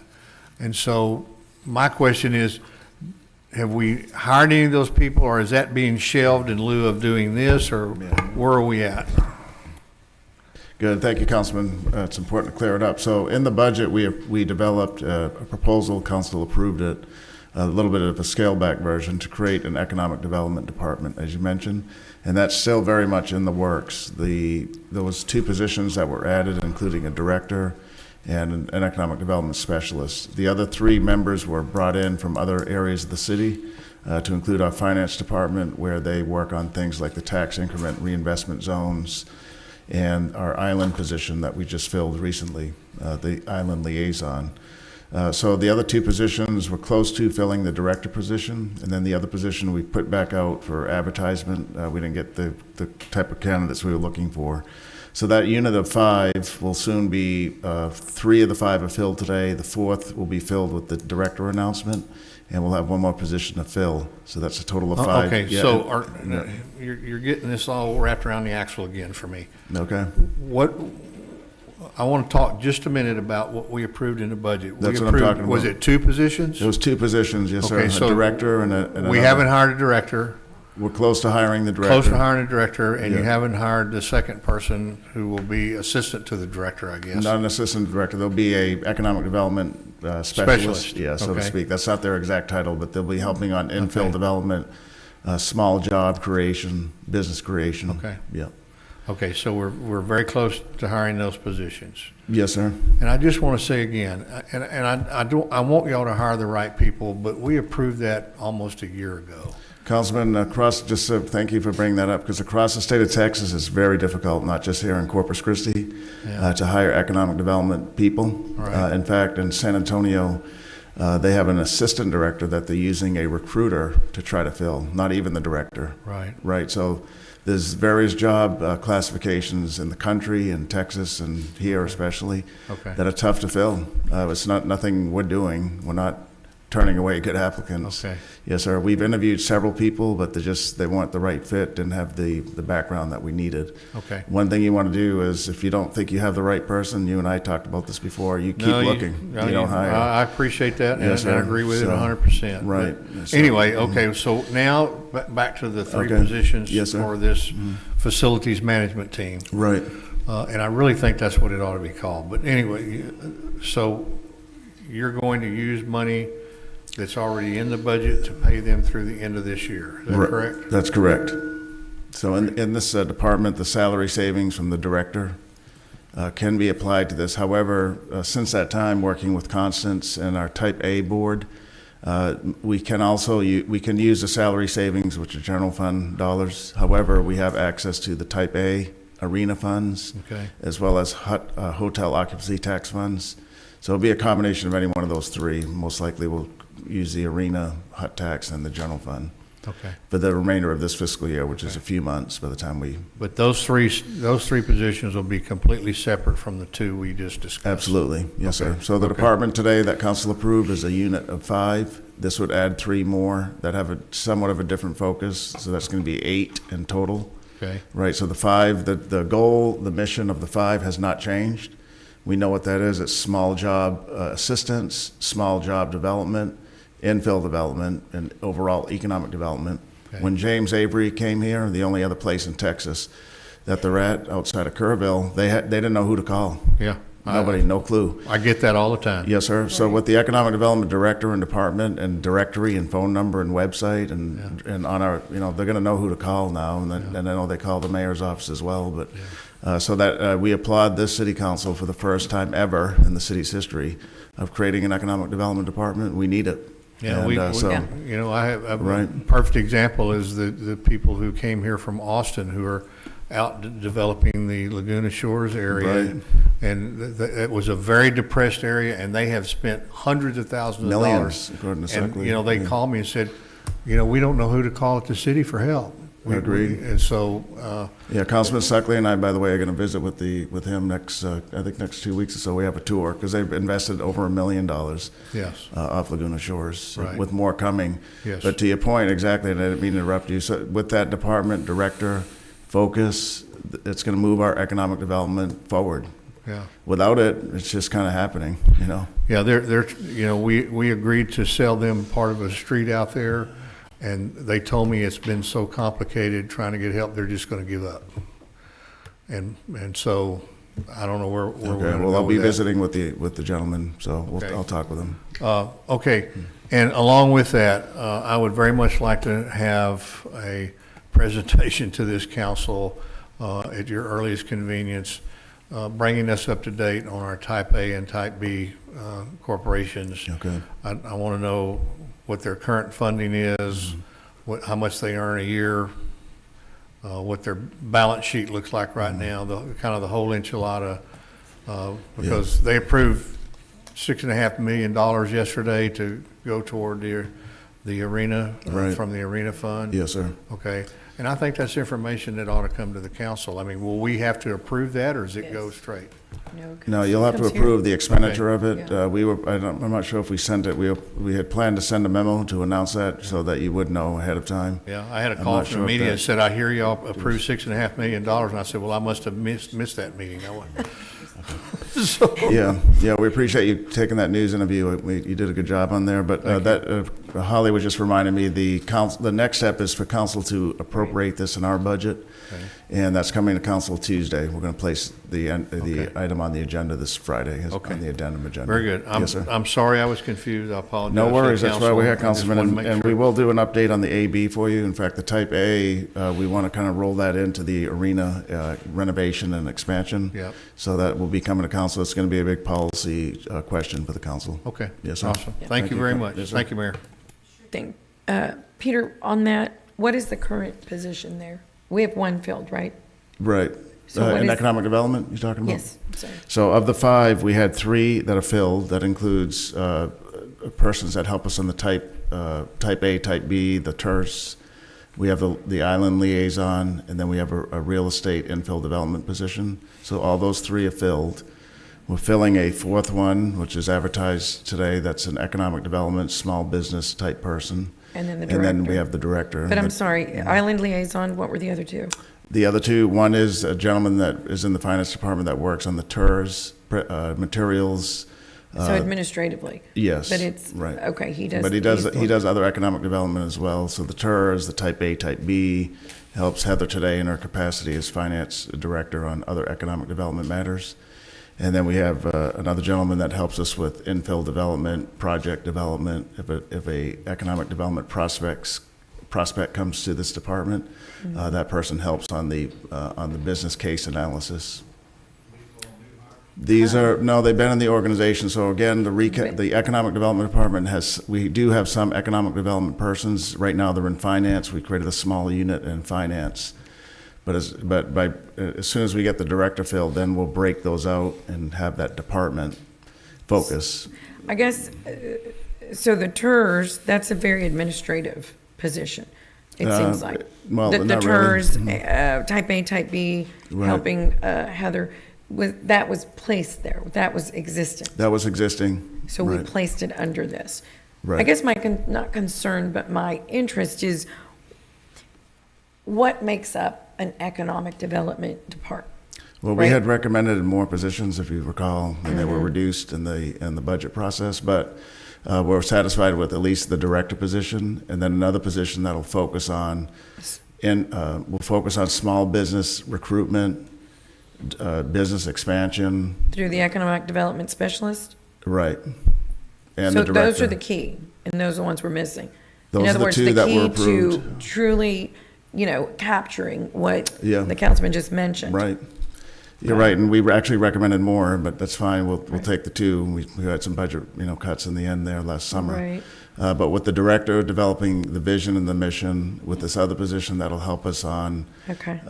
on business case analysis and Right. recruiting small businesses, helping existing small businesses. Right, That's going retention. to begin to move it forward. Okay, thank you.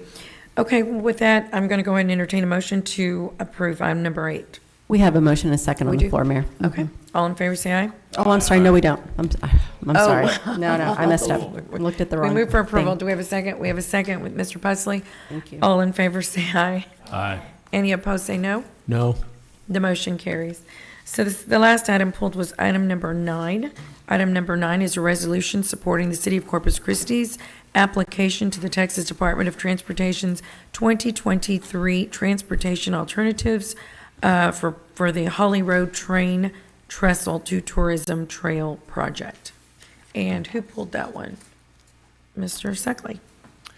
Yeah, first of all, I'd like to say that anytime we can find a third-party grant like this, more power to us. So excited that we're potentially in line for this and things look favorable at this point. That kind of money is impactful. So don't want to turn away third-party money, but I was not aware of this. It being in my district, I was not aware of it until I guess the agenda came out on Friday. And so Mr. McGinn and I had a conversation late yesterday about it. And just to be completely transparent, I was never a big in big favor of this project when it in its infancy. That body of water is not exactly that appealing to spend a lot of time on in the OSO.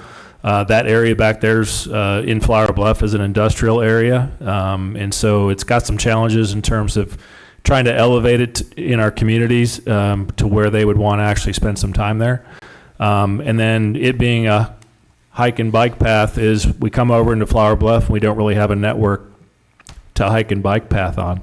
So, but now that it's gone from a potentially $1 million project, which is I think what we heard in the first place when this came in its infancy back a year or two ago, is now potentially having $10 million to make an impact, is definitely moving in the right direction of being able to do some things that could really make it a much more significant park in Flower Bluff. Still a lot to be determined. I'd like to certainly continue to stay involved now going forward to kind of know what that plan looks like. But also, at one point the city had issues with the number of parks and we were scaling back parks. And now we potentially are looking at adding a sizable park to Flower Bluff. So kind of need to know what that looks like long-term for Parker Park and Waldron Park and some others that we've tried to elevate those as some of the primary parks in Flower Bluff. And then secondly is long-term what the maintenance and recurring annual operating costs of this facility might look like if it's a $10 million park. So anyways, but I'm completely in support of it and look forward to the more information and hopefully a successful grant for us. Thank you. Dan, is there not connectivity? I thought, and I've been very involved with this from the get-go with the group of people, which, by the way, I'd like to really thank because they really made what was just an ugly piece of property into something that is actually useful and continued, the trash pickup campaigns that they do out there it's just really great to see the community really make this happen. They went out and got this grant, by the way, and that's pretty stellar for a community to go out and we had nothing to do with that. They went out and got this grant, and so I applaud them, and I know you do too, Councilman. But I think it's really come a long way from what it was. And tell me, I don't recall, is there a lot of open grass? When we say park, you think open, a big, huge park full of grass. Mm-hmm. Isn't this more of a trail around trees? Yeah, it's predominantly would be a trail system using that old railroad infrastructure, which is Right. not a new concept. You know, using an old railroad right away that's abandoned is pretty much been Yeah. used across the country. And so this was just kind of leading on that effort. And we do have existing trails. Obviously, here's our Oso wetlands. Oh, there it is. We have existing trails that are kind of within the Oso Wetlands Park where you can, get around with the park. But then we also have a trail that kind of comes down to Paul Jones that connects into those ball fields, comes down what would be the old Holly Rail right away, and then terminates about right there.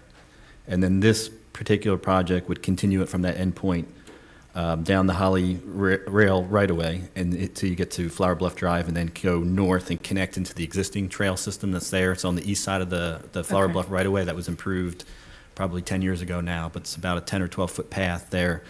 And then we're also working on, in the bond project, it was approved to look at Flower Bluff Drive from that point south. So I'll be heavily involved in that design, and I'll do my best to try to get some design elements that would kind of fit nicely and head south at least, and then be able to pick up those neighborhoods that are in the south of Flower Bluff. And so you'd have obviously a lot of neighborhoods that would have this connection and could kind of go back and forth. To the mayor's point, though, Dan, we're not creating new parkland, right? It's just it's trail around pine trees, right? Correct. Yeah, there's Right. not, I mean, Okay. Thank you. yeah, other than maybe a parking lot in the future at some Right, point, but there's right, no right. park land really that Okay. would be added. But it is connected. I know we had a conversation, the councilman and I did, regarding maybe if you rode your bike, right, from across Holly to the Flower Bluff side, you can continue on or not. Like, come out of the park, come out of the trail, right, onto Flower Bluff Drive? Correct, yeah, we would propose that, yeah, this trail would go into Flower Bluff Drive, and so, yeah, you'd have the option to go either direction, really.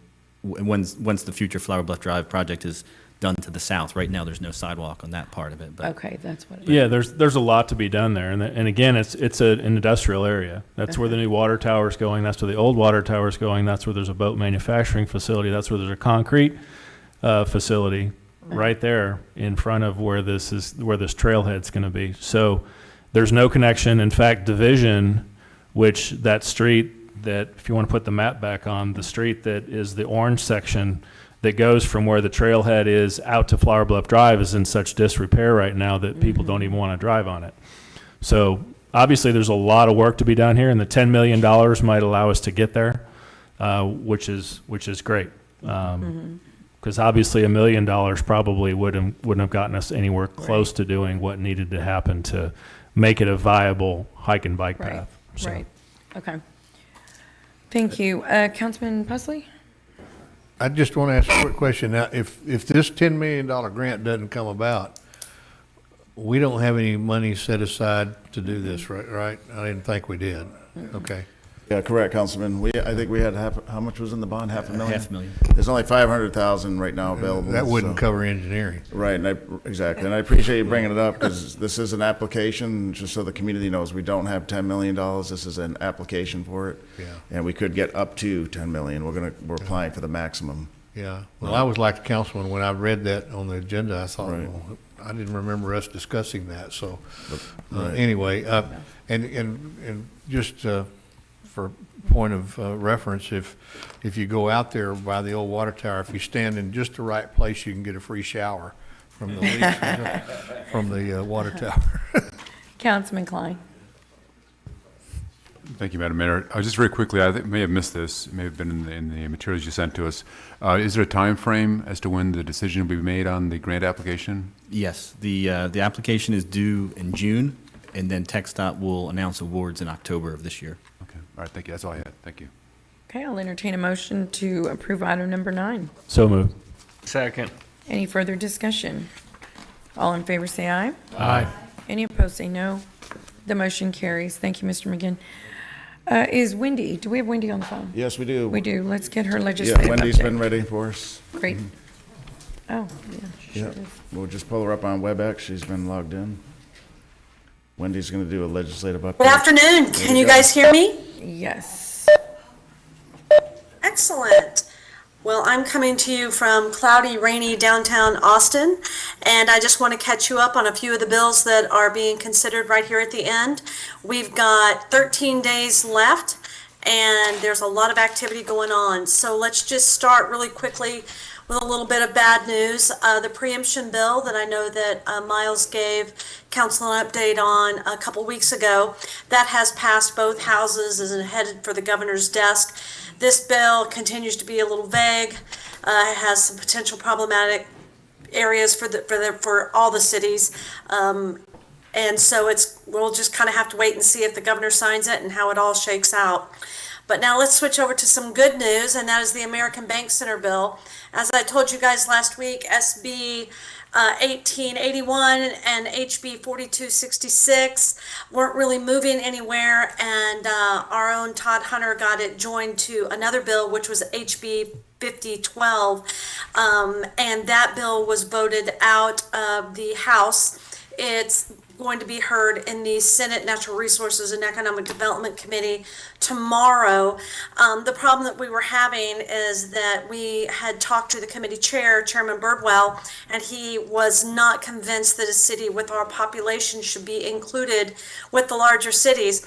But with the help of the mayor coming and visiting with him, and with Senator Hinojosa and his staff's help, and all of our delegation pushing behind it, I think that Senator Birdwell has now considers us one of the big cities, and so we had him look at the square footage of our project as opposed to the population of our area, and so we anticipate that this is going to move forward. Now, we'll caution you, there's still a lot of steps to be taken. It has to get out of the committee, it has to go to the Senate, and then it has to go back to the House because we made amendments to it, and then it will go on to the governor's office, and anywhere along the way it could get clogged up. And of course, we are on time deadlines right now, so it's looking very positive, but nothing has been set in stone as of yet.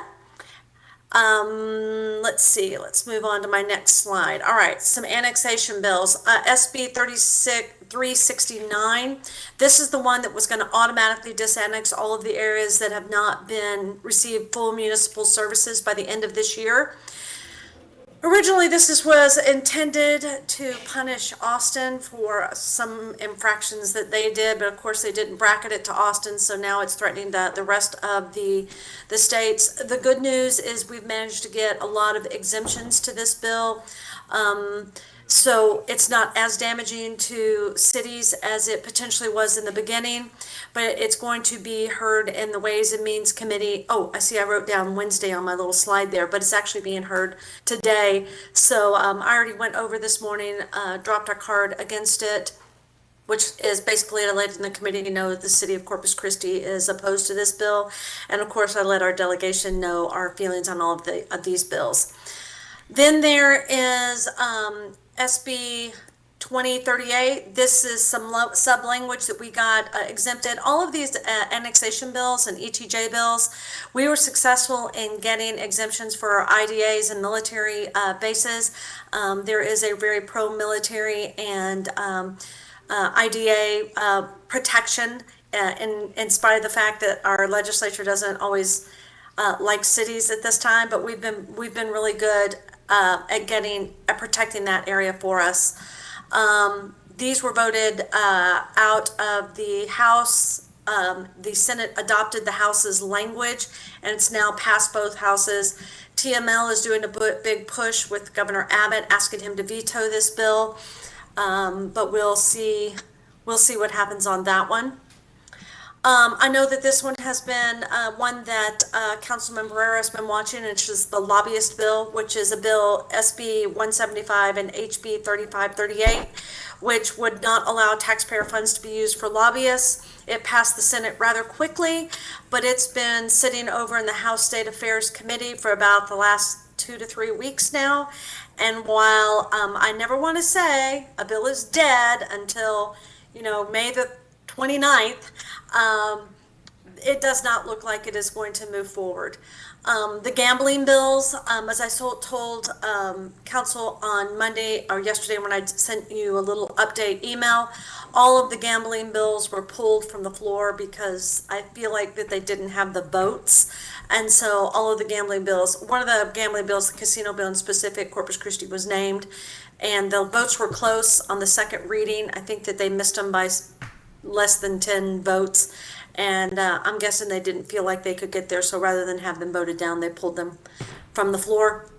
And the last one that I really want to point out to you is the streaming bill. This is SP 1117. This is a broadband bill that could have some implications for the franchise fees that we charge to cable companies. Basically, it wants to redefine what a streaming service is, to leave out satellite TV and video streaming services, and that can be very detrimental for a number of reasons. One of the reasons is there's some ongoing litigation here in the state of Texas that is looking to set that definition, and this could be a preemptive strike on the part of the legislature to wreck that. And then it could just be financially damaging to the cities. So that is going to come up on Thursday, and we plan to oppose that bill. So tomorrow, our American Bank Center bill will be heard over in the Senate, and I will be there. Our lobbyist, Brandon Agamelian, will be there as an expert witness. And so I'm very excited about that. I'll keep you guys posted on what happens with that. And we have 13 more days, so if there's any questions you have, any concerns, I'm happy to see what I can do about answering them. Thank you, Wendy. I don't see any questions. No, yes, I do. Yeah, Mayor, I just want to highlight, and Wendy, you touched on it at the last minute there, but the project finance zone bill for our American Bank Center Convention Center, which would enable a capture of incremental hut tax revenues from the state to stay here, is significant. And we appreciate the mayor for going up, advocating for it, Chairman Hunter's advocacy, and Wendy's especially, who's up there day in and day out working this piece of legislation. If we can get this through, this will be a huge financial boost to that redevelopment project. So Yeah, and we would be remiss if we did mention Senator Hinojosa. that's right. He Yeah, has thank you, Mayor. been. Oh, yes. He has been on this, Yes. and he has been working with Chairman Birdwell to change this, and he has done it. Yes. This is not something that we were supposed to get, nor were there exceptions to be made. So they have been working very, very hard. Yes. So it takes a village, Wendy, so thanks for your leadership there. Councilman Pusley. Yeah. Voted out of Dad's committee, I have to abstain. Oh, it's just a legislative. Yeah, but we're discussing 2127. I was voted out of Dad's committee. Yeah, but we're not going to vote on it. Chair. Wendy, I just wanted to ask real quick. I thought the gambling bills had legs this session. What do you think happened? Well, you know, sir, that's kind of strange. I thought they did too. I really thought that those were going to go somewhere, especially because the first one that came out was the online gambling bill. So that, like, if you wanted to place a bet online, that one came out and it passed barely. But in order to do casino betting and sports betting and that kind of thing, we would need a constitutional amendment, and the big push was you would let the voters decide this. The problem is you also want to do a constitutional amendment to get it out of the House. You need 100 votes, and they just didn't have them. So I don't know why that didn't get through. I really thought that was going through, and I thought that was going to be an exciting thing. They added amendments in there that would, fund police and everything extra that these cities that were going to have these resort casinos could, use. And for some reason, they just didn't have the votes. I spoke with Snapper about that because their firm was also working with the Sands Corporation on this, and he was like, there's some of them that just flipped right there at the end. So I don't know what happened. Interesting. Okay, thank you very much. Councilman Suckley. Yes, sir. Hey, Wendy, thanks for the update. On the American Bank Center bill, I know it's the 11th hours, but is there anything that any of us can do to send emails or make phone calls or anything in the next 24 hours that would help? Well, that is a great question, and that's something that I have been working with Brandon on that. When I spoke with Senator Hinojosa's chief of staff, Luis, I asked, should I bring some of my council members up? At this late of an hour, probably not. The mayor being up here 2 weeks ago and having the opportunity to go face to face with Birdwell was really, really instrumental in us getting this. I know it looked at the time, ma'am, like you weren't being very persuasive, but apparently you were. And as she said at the time, it was the nicest no she's ever received. But it was really good. And they don't want to prolong because of the time constraints. They don't want a bunch of in-person testimony. So I'm asking, do we need to do written testimony? If that's the case, then I will send out a template to you this afternoon or tomorrow, and we will get those turned into them if they need some persuasion. But at this point in time, I think we're in a holding pattern. We're in a really good place. There's been a lot of people working behind the scenes on this, including a lot of our really awesome staff. And I think we're in a good place right now, though. So, but stand by, because I may need you. Okay, thanks, Wendy. Appreciate it. Thank you, Wendy. Okay, I think that's all. Okay, so I think we're going to do our public hearing before we break for lunch.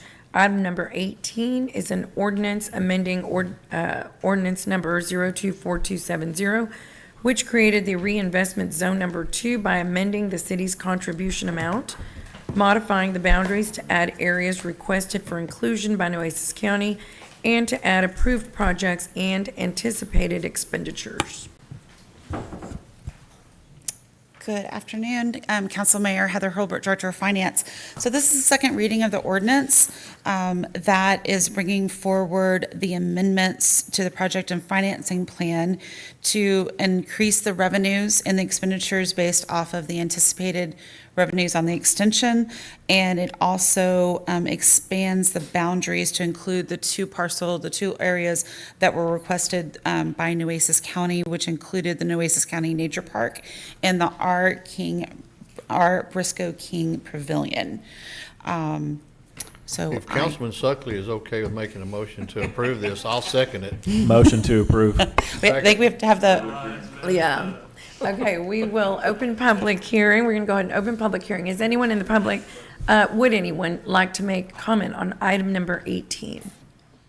Okay, there being no one, we will close public hearing. We have a motion, correct, Councilman Suckley? We have a second. All in favor say aye. Aye. Any opposed say no. The motion carries. And our last item before we break for lunch is I promise.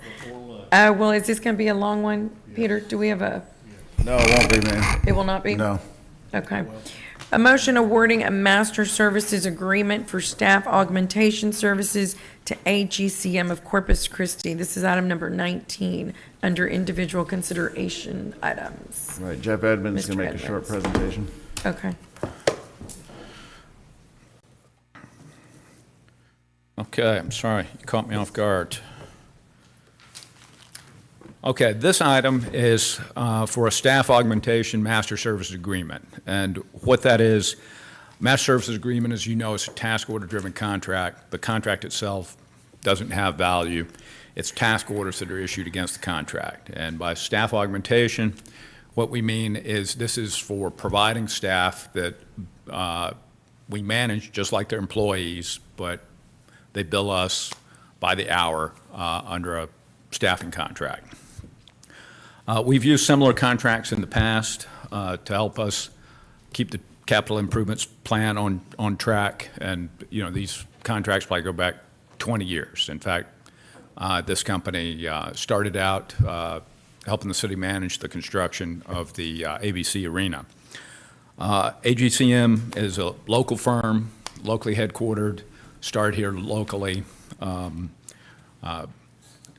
AG stands for Anderson Group.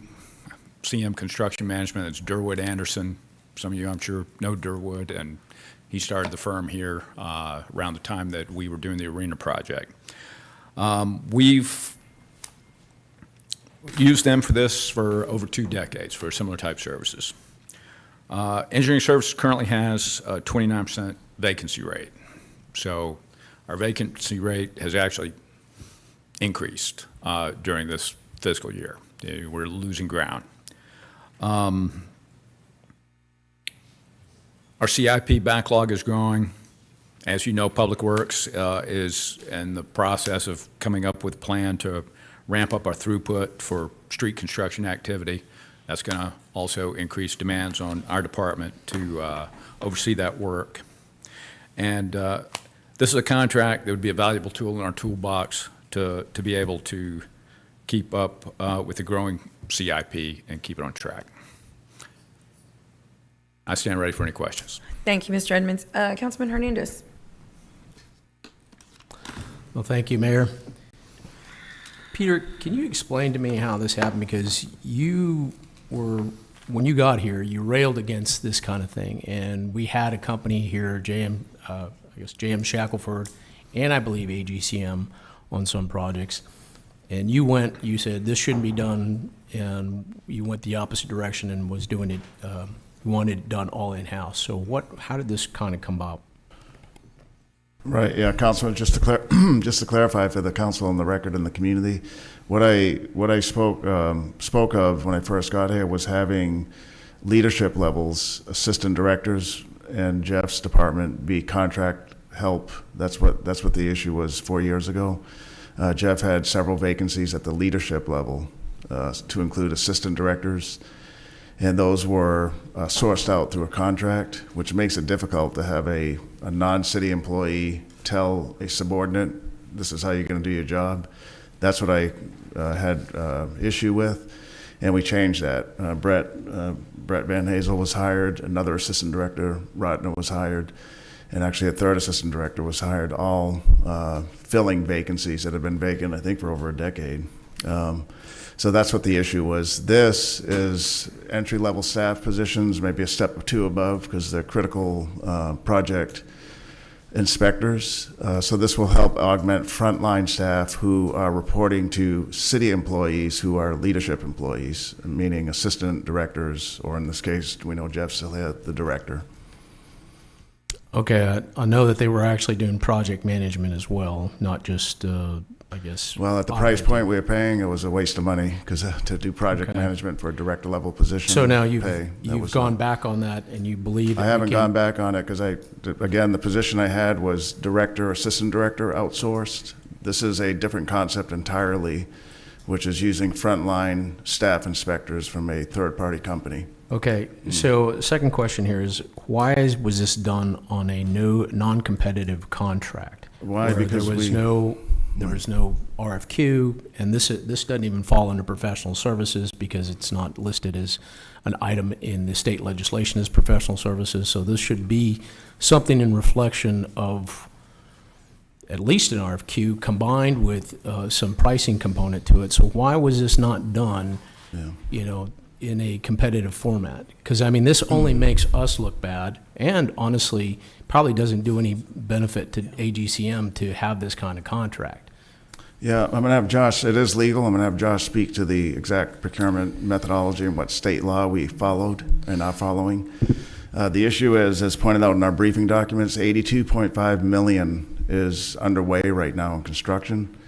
This is a smart move for the taxpayer, because for less than $1 million, it's as Jeff said, it's a task order contract. There's no guaranteed payment of $1 million, but for thousands of dollars, we're going to be having inspections of $82.5 million of construction that's underway right now.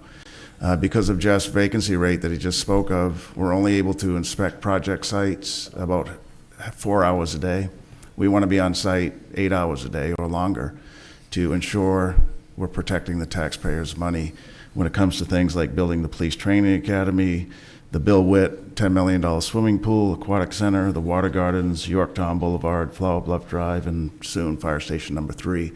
So the anticipated contract amount of 1.5 pales in comparison to 82.5 million that we're currently spending. And Josh can speak to the state. Yes, for the record, Josh Conley, Assistant Director for Finance and Procurement.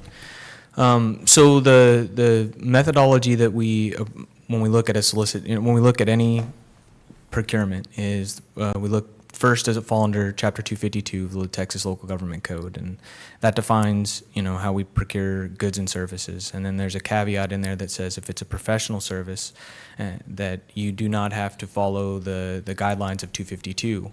And then so if you go to the Professional Services Act of Texas, which is 2254, the Professional Service Act of Texas defines certain professional services, but not others. And so the professional services that are defined under that act have to be procured according to that act. And in that case, it's typically an RFQ, no price component, and others. But the firm here, ACGM, is a professional consulting firm, construction management firm. And so that service category, because we're not contracting with individual inspectors, we're contracting with a firm for construction management, and that level is a professional service. We're hiring a company to do this for us, and that falls under the professional service area. I like And your, Councilman, just- I like the little dance there, but I've read the legislation. Project management services does not fall under professional services as defined by, Chapter 2254? Mr. Risley? The Professional Services Procurement Act is not the exclusive list of professionals that are described in the state of Texas. No, it shows others besides engineers, architects, and surveyors. It talks about accountants, it talks about financial services, it talks about other ones, but it does not talk about project management. Exactly. The Professional Services Procurement Act is not the exclusive list of professionals that are stated in the state of Texas. And in fact, we've reviewed the opinions of the Attorney General and court cases that have come out of this. And for example, auctioneers can be considered professionals in the state of Texas. In large part, anybody who uses their mind rather than their hands can be considered a professional, and for the procurement of professional services. An example would be quite often it's a consultant. Computer consultants are quite often considered professionals for the procurement of those services. Okay, the reason I brought that up is because the only restriction on a price component is on engineers, architects, and surveyors. There's not other, price component restrictions on other professional services, as you called them. And this should have been at least a competitive contract. Like I said, it not only makes us look bad, it's bad for the company that we're contracting with, because it looks like they got a special deal. Now, I don't have a problem with AGCM. I think they're a fine company. But I think you can't have this kind of situation where you don't do the proper procedures in doing a competitive bid for these kind of things. It just looks bad. And then you continue to do this, this is the reason why people in Austin hate cities, because we don't follow the rules because we kind of define them as we see fit. So I cannot support this agreement, not because of the contract or because of the requirements or because of the company. I just don't think, I think we need to follow proper procedures to make sure that we're above board in how we do things. And, when the department doesn't actually request this, I got that from Josh, and it comes from top down, it makes it even look worse. Yeah, I'm not going to speak for Josh, but the department did request it. As Jeff said, his vacancy rate's pretty high. And Brett Van Hazel. I've got a text. Good. Brett Van Hazel, who's here with us today, is inundated with work. But here's the bottom line, Councilman. It is, I don't if I have can a finish my problem with it. statement. Councilman, I don't have a problem with it. Let I just him wanna finish, finish my please. statement. He never lets me No, finish. please, oh my Let's go. goodness, Let's we're go. grown men. Finish, Peter, please. Okay, great. Councilman, we did follow, just for the record, proper procedure. The city attorney over here, who tells us if we're in check with the law or not, has confirmed that. And then secondly, for the ratepayer, the taxpayer, we have massive amounts of construction underway. This is the issue. And as an example, the Police Training Academy or the Bill Witt Swimming Pool, all have broken, or the Bill Witt hasn't yet, but the Police Training Academy is about to pour the foundation. Because of staff constraints, we can only inspect like half a day. We want to be out there all day with these expensive projects at taxpayer money at risk. This is appropriate process. These are professional services. We do not have to go out to bid. Under circumstances like this, where time is of the essence, we're making this recommendation to council to protect taxpayer money, and let's get some inspectors to help us while critical infrastructure is going in, like foundations. You know, Once it's Peter, put in- you do this every time. I do. Oh, it's critical. If we don't do this way or circumvent, proper procedure, we're going to be behind and we're going to be this because we don't have the people. How long have we been short on engineering? How long have we been short people in terms of FTEs? Well, Jeff can answer that, but he's- let me finish. Yeah. We have been short for a very long time. The procurement period for something like this particular type of procurement, it's 6-8 weeks? This could have been done earlier this year instead of what we're doing now. So I don't want to hear this kind of like, okay, if you don't do this, we're going to lose police officers, or we're not going to have our police training center, No. or that kind of stuff. Not talking about that. No one's We saying need that. to follow correct procedures and and be fair to everybody. Councilman, Okay. yeah, We need to be fair to everyone. that's good.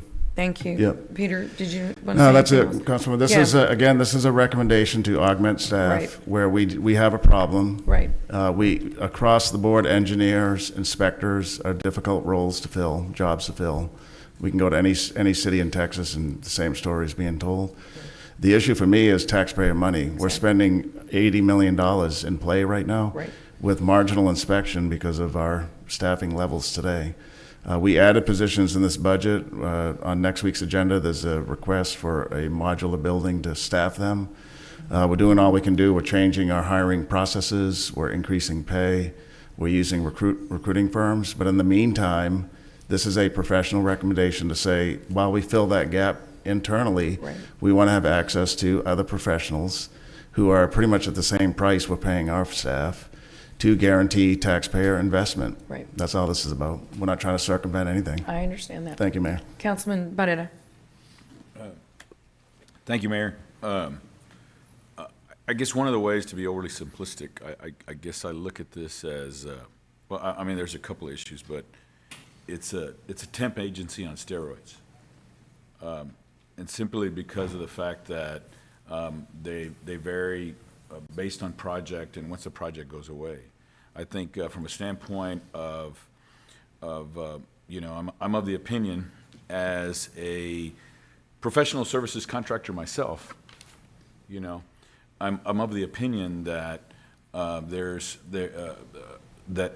times that we become, we have a level of expertise of which we're able to offer public agencies, of which it's a skill set that has to be well-trained. It has to be, you have to have somebody that's required the same continuing education and then just has to know what's going on in the industry or whatever the situation is. And I think the challenge that we've had is that we're in a very difficult market of being able to find resources to hire individuals. And because we're having a pool, as we found, as I've teased Logan, our communications officer, that we had to go to, in the 8th largest economy in the world, we had to go to Ohio to find somebody to come over here to Corpus Christi. So I think at the high level of individuals that we need to be able to manage an asset such as the police academy that we require, and we're so fortunate that we have professionals in the city of Corpus Christi, local individuals, people that have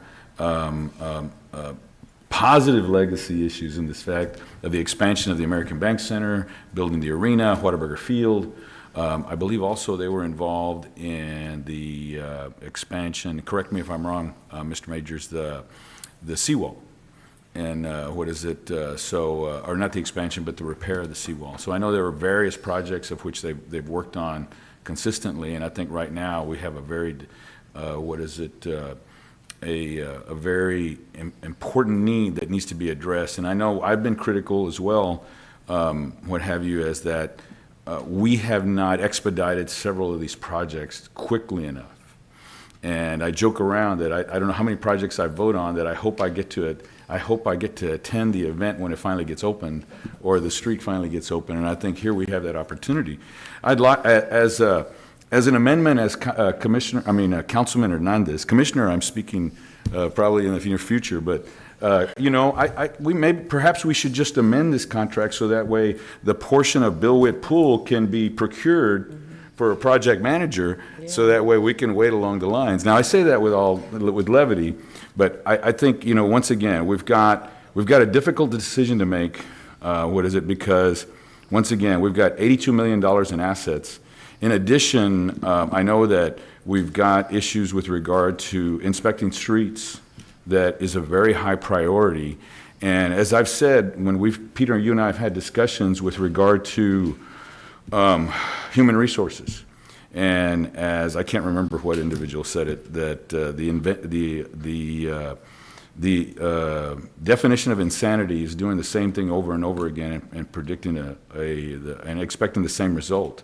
And I think that's the challenge that we have. We have to look at these resources so that way we can make sure that human resources are not a dead end. And in a market that's hard to find high levels of expertise, I think this. I commend you, and I commend Josh, who on occasion I've also been critical of. And I know Jeff needs the help, because I know I'm always complaining, hey, where's my project? When are we going to get there? What's the situation? And I think this is a great solution that we can move forward on. So thank you. Thank you, Councilman. Councilwoman Campos. Thank you, Mayor. I had a brief discussion yesterday with Dr. Neiman.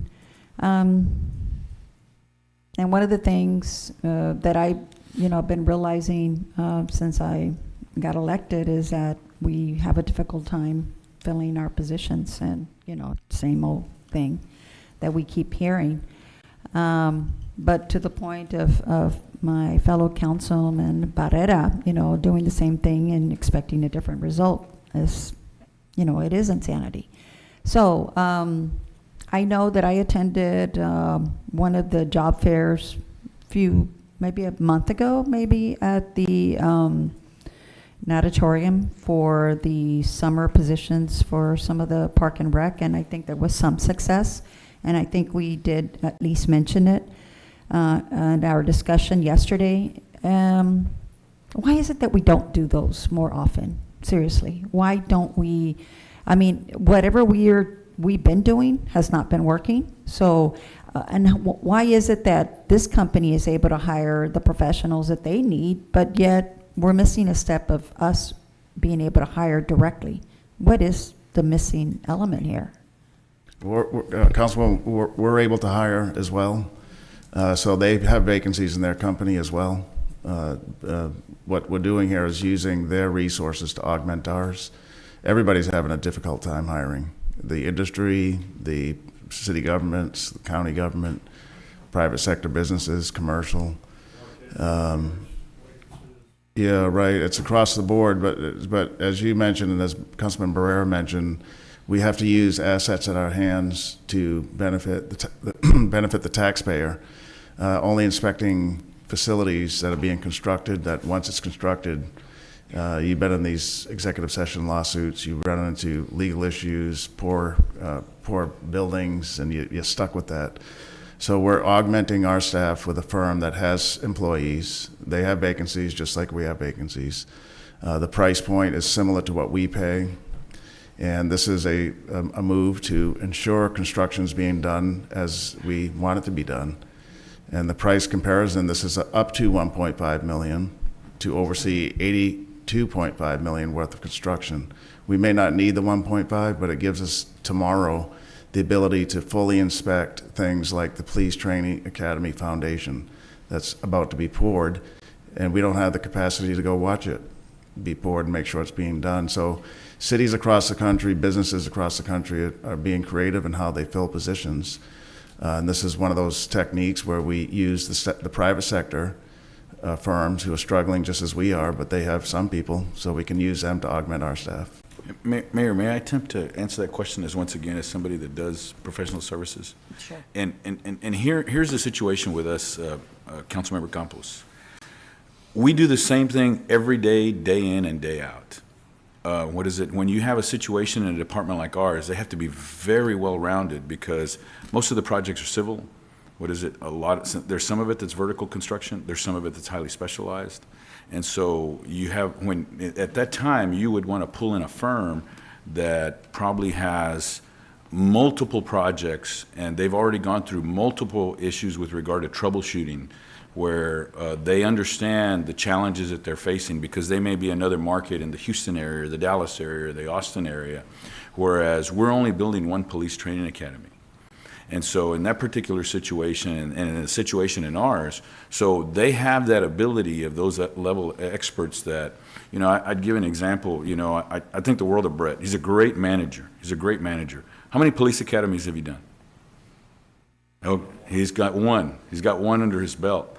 So that, I think that provides and once again, in my personal situation, we provide, and I think they provide, an immense amount of value because of the fact that they have individuals that are working on projects such as that, and they've already seen all those problems, whereas if we hired somebody today, and to have somebody and with that capability would be difficult. Now, I think there are challenges in human resources. I agree with you 100%, but I think for this high level of expertise, this is probably the solution. So thank you very much for allowing me that. Thank you. I really do appreciate your, your comments and your tenure here. You have been here a long time, but there also seems to be, just last week, we met with the Del Mar board, or not the board, but I guess it was like a symposium, or looking at the 5-10-year plan for Del Mar. I think we're just missing a lot of opportunities because, we do know that there, everybody keeps saying the same thing, which is, everybody's suffering from lack of personnel for the jobs. But what is it that we're doing, that we could do differently? And I'm just saying again, maybe, back in the day, I remember my brother being with the union, with the carpenters union, and offering apprenticeship through that. The union is not as strong as it used to be here, but that's one of the things that I think in our area we're suffering from. We're suffering from electricians, carpenters, plumbers. Even just recently, I had a call yesterday, do I know a plumber? The plumber that I know barely comes to my house. So I'm just saying again, we do need to do a better job just encompassing, everybody that can help us, help our community. And just like we were just mentioning about the, the bricks, it's a simple thing, right?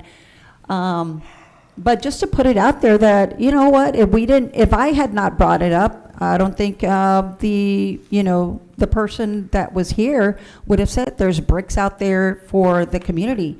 I think it's important that we bring these issues up, and hopefully we can put our minds together and come up with something that will be beneficial to the community and to us as well. So that's all I have to say. Thank you. I would like to make one statement, and I'm really hesitant to correct the city manager, but I would like to correct something he said. So I know he's looking at this as, this is a potentially $1.5 million contract. You compare that to $80 million, that doesn't sound like a lot. Really, that number, if you look at our active construction portfolio, it's north of $300 million. And we've probably got 60 projects. I'll give you an example. Here's 3 projects. Police Training Academy, you're familiar with. Bill Witt Pool, you're familiar with. We just awarded the construction contract for that number 3 project at Owen Stevens.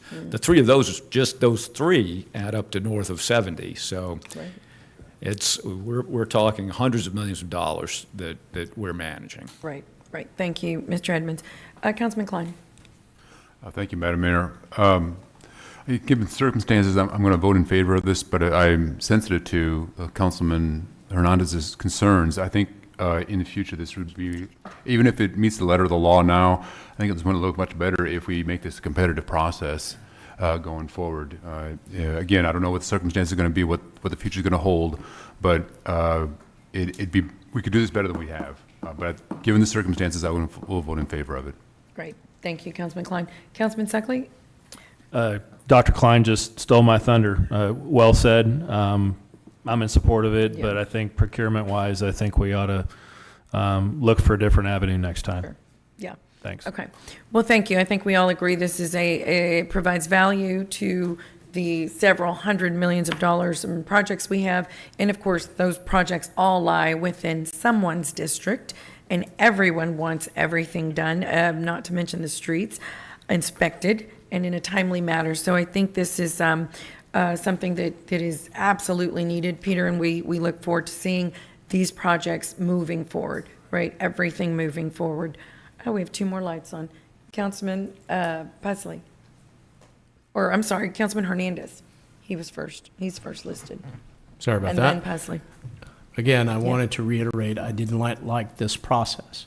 And we need to look, we've got to make sure that we don't have the perception of putting our thumb on the scale. And that's the one thing that I've been railing on since I've been here, right? It's, I don't have a problem with AGCM. I understand the situation we're in. I understand engineering hasn't been able to hire people, and that might be an issue with HR that we may need to address. However, these things cannot be this way. We cannot set a precedence and do this. And I appreciate the comments from Councilman Klein and Councilman Suckley about making sure that we do this the right way. We should always do this the right way and make sure that it's competitive, that we're above board, and we're doing this. Anyway, thank you. Councilman Pusley.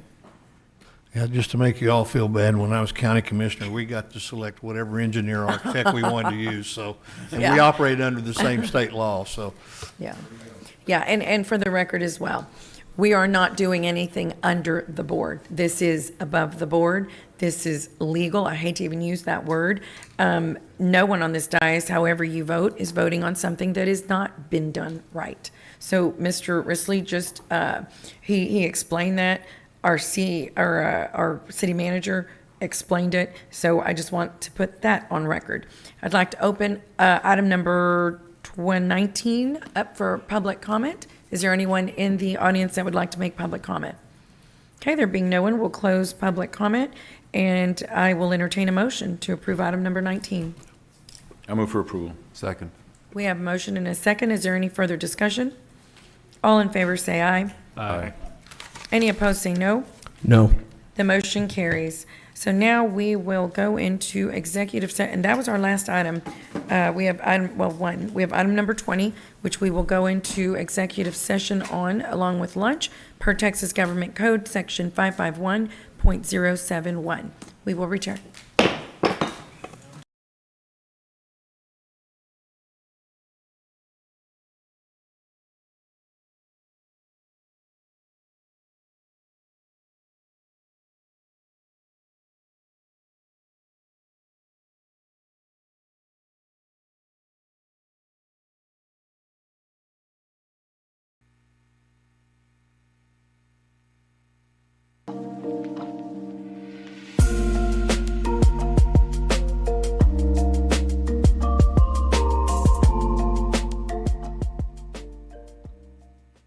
Beach to Bay is back. Join us Saturday, May 20th for the 46th annual Beach to Bay Relay Marathon. Participate with over 8,000 runners in a 26.2-mile six-leg event. Runners start in the sands of North Padre Island, cross the JFK Causeway, travel through Naval Air Station Corpus Christi, and finish along our scenic Shoreline Boulevard. For the first time, you can choose from 3 separate events to participate. Run as a team in the 6-person relay, split up the run with your partner in the 2-person relay, or challenge yourself and run the entire 26.2-mile marathon solo. Register online at beachtobayrelay.com. Beach to Bay starts at 7 a.m. on Saturday, May 20th. Come be a part of Corpus Christi's biggest relay marathon tradition. Join family, friends, and the community at Beach to Bay 2023.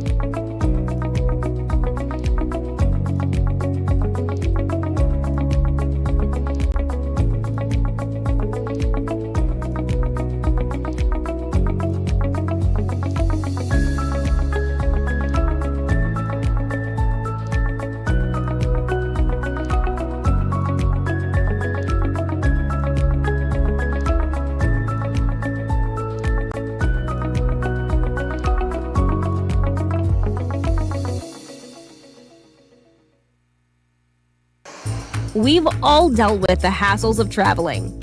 traffic, long lines, security, layovers? What if there was a smarter way? When you fly out of Corpus Christi International Airport, you get all the modern amenities you love with the stress-free convenience of flying local. So you can skip the hassle and get right to the good parts, taking off and returning home. Fly smarter, not harder, at flyccia.com.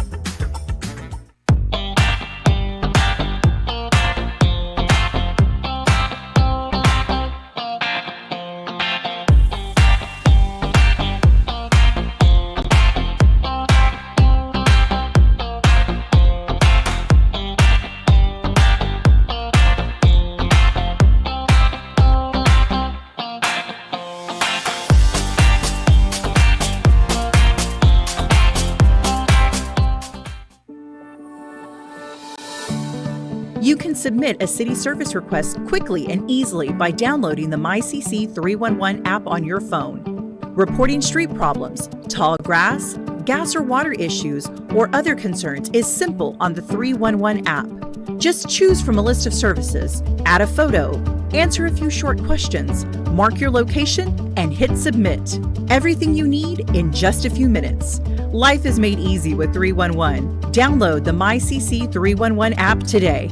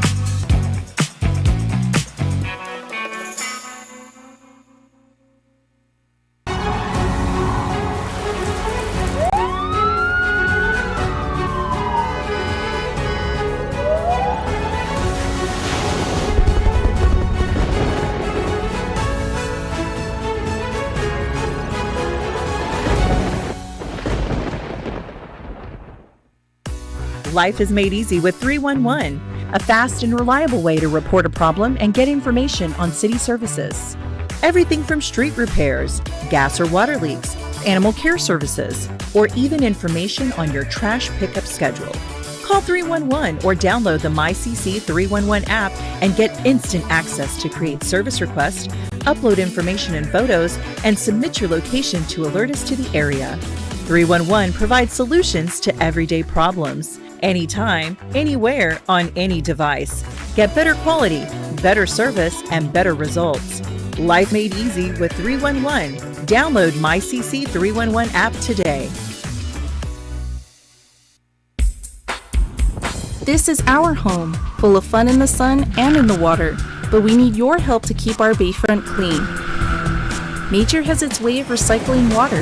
It evaporates and comes back in the form of rain. It filters through the soil into water tables. Without thinking, people contaminate nature's cycle by dumping unwanted chemicals in the storm drain. Things like grass clippings, fertilizer, paint, and oil from your car are not meant to be washed out into the curb and into the street because they keep the city's stormwater drainage system from working properly.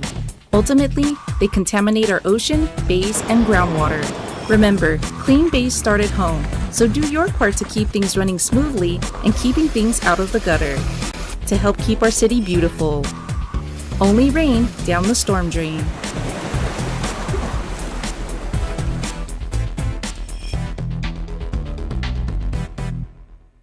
Many households in our community rely on natural gas. It's important to know how to detect a gas leak and how to report it. You can detect gas leaks through sight, smell, and sound. If you see dead vegetation near a pipeline, smell rotting eggs, or hear a hissing noise, there could be a leak nearby. Make sure to leave the area immediately. If you suspect a gas leak, call the gas department at 311. Do not light a match and avoid using any electrical switches so you don't create a spark that could start a fire. Also, avoid driving into the area. Your vehicle's engine may ignite the vapors. And do not attempt to extinguish any fire that might start. Natural gas is a part of the City of Corpus Christi's utility system, and keeping our residents safe is our top priority. For more information, visit cctexas.com/gas.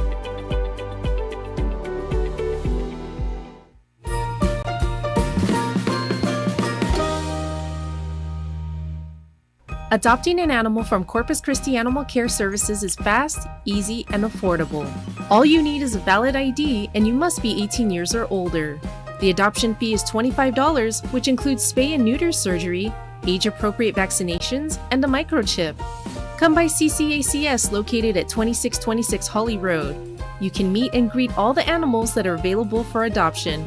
You can also go to 24petconnect.com. This website has pictures and other detailed information about our pets and will help you decide what animal you would like to bring home. All adoptions are required to be completed in person. CCACS adoption hours are Monday through Saturday from 1 p.m. to 4:30 p.m. Find your forever best friend at Corpus Christi Animal Care Services. Caring for our animals, one paw at a time.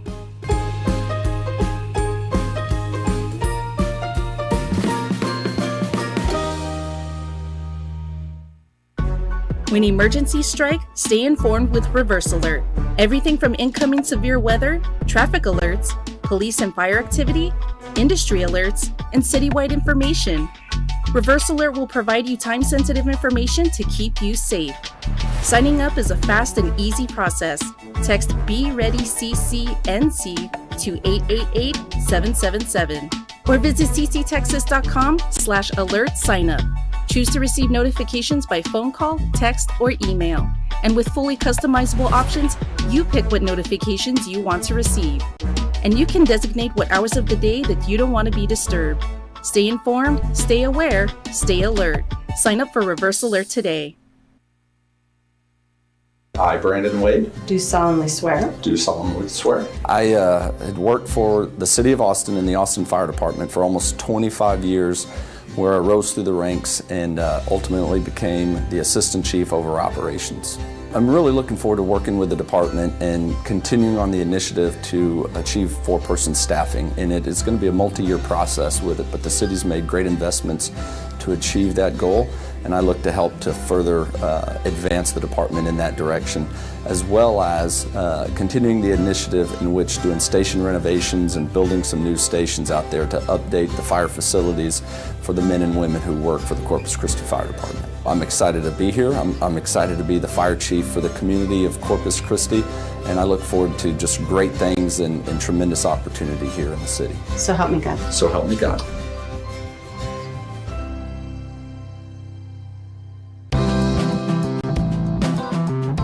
My name is Drew Molly. I'm the Director of Water Systems and Support Services for Corpus Christi Water. I'm standing here at Choke Canyon. It's one of 4 drinking water sources. It's one of the most important water reservoirs for our city of Corpus Christi. If you look behind me, you'll see these buoys that are laying on the ground. These buoys are typically floating on the water surface, which indicates that the reservoir is significantly lower than where it normally is. As you may be aware, the city of Corpus Christi is in Stage 1 water restrictions, and so we're asking everybody to do their part to conserve water. We urge you to save water, and we appreciate your efforts.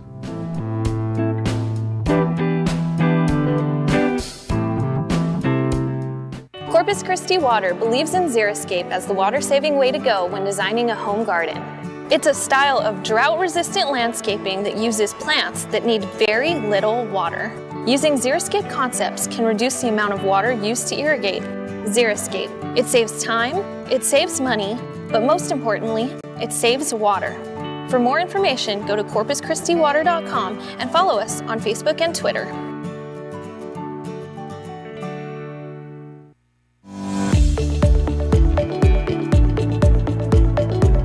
The Mobile Clinic is a new initiative by the Corpus Christi Nueces County Public Health District It's an attempt to meet the people where they are. As you know, our resources are limited. The community is limited by the transport. So we want to take our bus to them. We want to provide services where they are, meet their needs where they are. So our van is going to provide immunizations, both COVID, flu, and also childhood vaccinations. We've also offered to the community to tell us what other needs do they have and how we can fill them. For the mobile clinic services, we do have a registration process, so you'll fill out any type of paper form for either the A1C screening, a COVID booster shot, or a flu shot. And everything is at no cost. Well, if you need help filling out the forms, we'll be able to help you fill out forms as well. No ID is required if you are getting a booster shot, and you do have your previous shot records. I would ask to bring those in. Other than that, just bring yourself, and we're just here to help anybody and everyone that we can. Oh, it was a good experience. I myself don't have insurance at the moment, so when I heard about it, I thought I'd come out here and take advantage of what's offered to the public. So yeah, it was a great experience for me.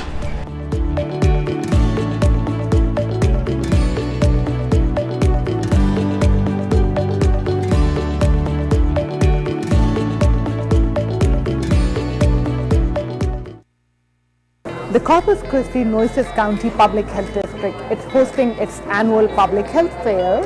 The theme of the fair is Tour Your Health District. We want to reconnect with our community. We want the community to come and meet us, learn more about our services. The community was invited to come and look at the different services that we have to offer that belongs to them, right?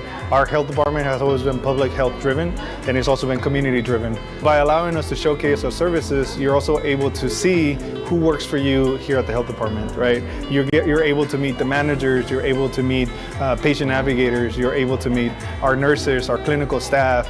You also get to meet the director and the assistant director, people that are here to help you with all of those services. We are also offering screenings such as cholesterol, BMI, education, and immunizations. We want to connect with our community, and we want to offer services at no cost. Part of what Tour Your Health District is to also be able to get familiar with some of the other different programs that we have. We have our public health education program, we have our immunizations program, we have the laboratory services program, we have diabetes, cholesterol, chronic diseases. All of those things are education. It's to protect you. At the end of the day, it's to protect our community. So at the end of the tour, the participants can also receive a community resource guide. The community resource guide allows us to, again, be able to showcase those services to the community, right? We're able to put it in a condensed version where they can get referrals to clinical services, where they can get referrals to housing assistance. All of those different services that are available are going to be in our community resource guide. It's available here at the health department. So if somebody needs one, they can come by, we can print them out a copy of it. They can also find it online at cctexas.com/health. Visitors at the health department, we're located at 1702 Horn Road, and we're open to the public, we're open to you, so please come and visit us.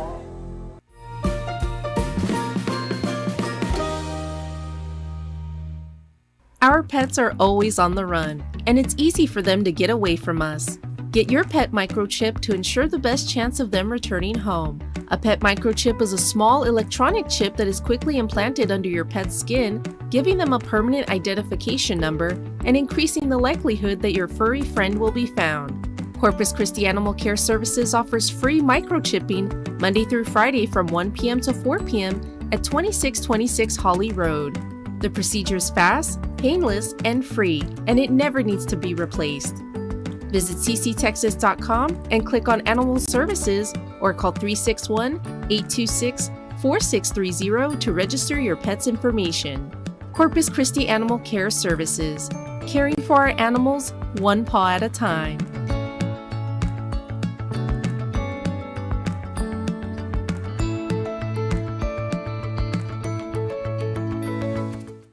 Your safety is important at Corpus Christi beaches. A beach warning flag system is in place to let you know what weather conditions you can expect before getting into the water. There are 5 different beach warning flags. The main 3 are green, yellow, and red. Green means go. The water is calm and it is safe to swim. Just swim with care. Yellow means caution. The waves are getting bigger and there may be a small rip current. We recommend adult or lifeguard supervision while swimming. Red means stop, danger is ahead. The surf is dangerous with strong winds, big waves, and strong rip currents.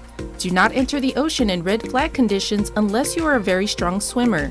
And do not let your kids swim at all. The last two flags are purple and orange. Purple indicates the presence of harmful sea animals, jellyfish, sharks, or other venomous marine life have been spotted close to shore. And orange means there is an environmental hazard in the air or water quality. The conditions are not safe for your health. Make sure to check the weather and water conditions when heading out to the beach. Follow us on Facebook at Corpus Christi Beaches or visit cctexas.com/beaches for daily warning flag updates and surf conditions.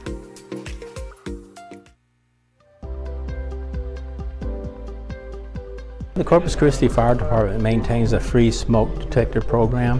Well, this is intended for homes built prior to 1993. And the reason for that is because the fire code has changed, and after 1993, the type of smoke detector was required to be connected to your electrical system. Our style of smoke detector is a battery operated only. So our fire code allows us to install prior to 1993. Right now, the program is designed especially for elderly ones. We have certain vulnerable areas of our city that we're looking at, the 15 zip code, the 088 zip code, or particularly vulnerable areas, older homes and older residents. A smoke detector is first of all placed in a bedroom, because you should be sleeping with your door closed now. It should be placed in the hallway. In a split bedroom design, you should have one in each hallway and in each end of the house. So a home, a 3-bedroom home, has the potential of getting 5 smoke detectors. Right, so we will install as many as are needed in that home. The smoke detector program is designed for homeowners or those who are buying their home. It's not meant for commercial property, let's say like apartment complexes, those who are renting. The program is free, and simply again call in our office. We give us details regarding the age of the home, but as well as the capability of the resident so that we can help them out.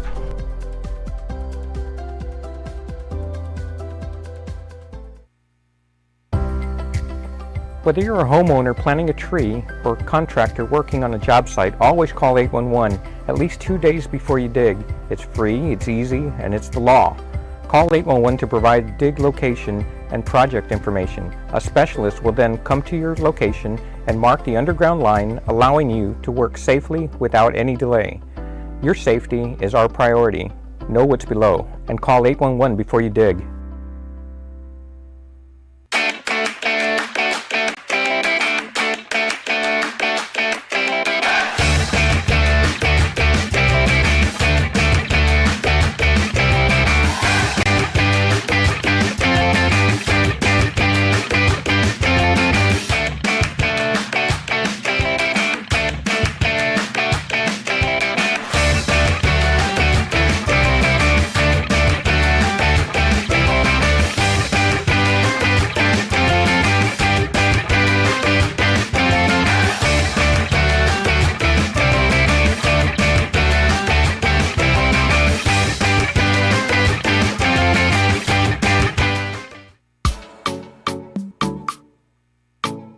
Corpus Christi Water is here to demonstrate how to look at your water meter to spot potential water loss from leaky pipes. First, turn off all water fixtures, including faucets, hoses, ice makers, and irrigation systems. Next, locate your water meter. Corpus Christi water meters will always be in the utility easement, which may be in the front of your home or in your backyard.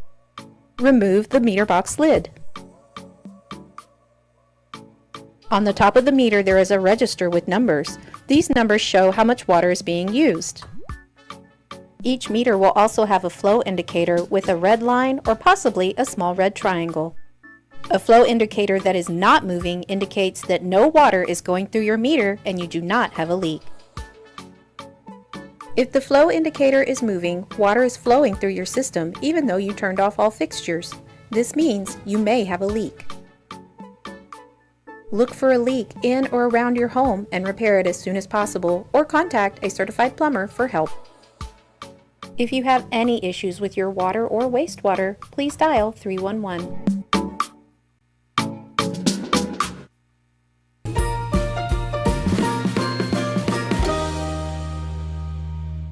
Fostering a pet means that you take care of the pet until they find a forever home. and can help ensure that each pet finds an ideal home by matching their personality with a home that best suits them.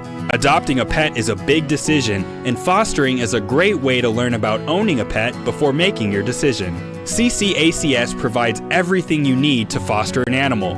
All fosters must be at least 18 years old and submit a foster care application and review the foster care agreement. By taking care of these animals in need, you're creating kennel space at CCACS, allowing us to help more homeless animals. Animals in foster care tend to be less stressed, better socialized, and have a lower chance of getting sick than animals in a shelter. For more information, call 361-826-4606 or email ccacsrescues@cctexas.com. Corpus Christi Animal Care Services, caring for our animals one paw at a time.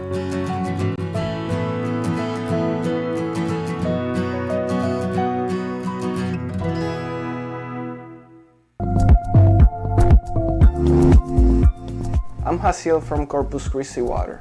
Another exceptional drought is affecting major parts of our water sources. In order to conserve water, Corpus Christi Water recommends you to drought-proof your home while we drought-proof our water sources. Saving water means that we have more water for home use, keeping businesses and hospitals running, and fighting fires. So here's a tip: shorten your shower. Visit cctexas.com/conserve for more information. The cost of repairing or replacing leaky or old gas lines could be too much for some residents of Corpus Christi. The City of Corpus Christi, in partnership with NextEra, is here to help you.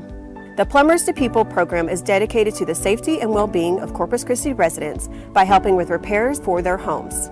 We have partnered with multiple plumbers in the community to repair and replace old leaking gas lines free of charge to the consumer. The purpose of the program is to bring peace of mind to the community and offer support to those in need. To learn more, contact 826-CITY. The Plumbers to People program is here to help you. Before you head out to the beach, make sure you grab your beach permit. For only $12, this permit provides access to explore and enjoy miles of our local beaches. Permits are required, so be sure to display the sticker on your vehicle. All the funds from the permit sales will be used to provide clean and safe beaches for all our visitors to enjoy. The permit is good until December 31st, so come back and visit us as often as you like.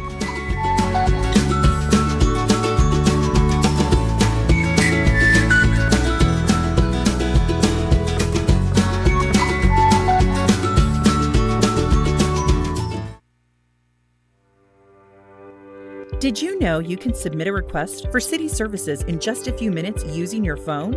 Download the free MyCC 311 app to get started. Quickly report issues such as street maintenance, water or gas issues, garbage pickup, code violations, or animal care services. The MyCC 311 app is easy to use. Upload information and photos, identify the location, hit submit, and you're all done. Life made easy with 311. Download the MyCC 311 app today.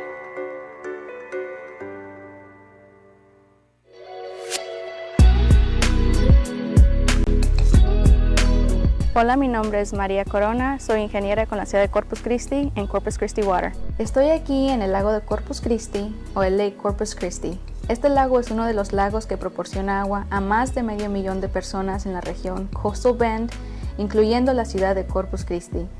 Este lago es parte de la fuente de agua de cual dependemos todos los días para nuestra salud y necesidades de todos los días. De parte de Corpus Christi Water, por favor conserven el agua porque cada gota cuenta. Gracias. The City of Corpus Christi reminds you there are small, everyday ideas you can use to protect us from drought-related water shortages. Inside your home, low-flow shower heads, and simply turn off the faucet when not in use. Outside your home, make smart landscaping choices, limit your watering, and don't water during the hottest part of the day. Simple choices that will save water for the community and save money on your utility bill. We can all drink to that.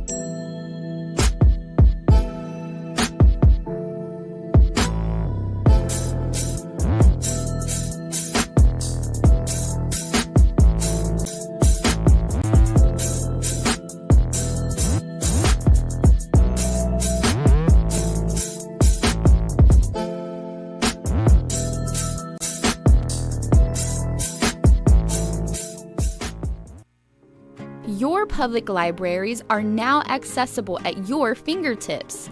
From our free digital resources options, tap into Discovery and read, listen, watch digital content all from the comfort of your home. Anytime and anywhere you go, you can now borrow ebooks, audiobooks, movies, music, magazines, and watch educational programs. Our digital resources offers thousands of titles to choose from, all from your computer, tablet, or phone. And did we mention? It's all free. Visit cctexas.com/library for more information on how to sign up.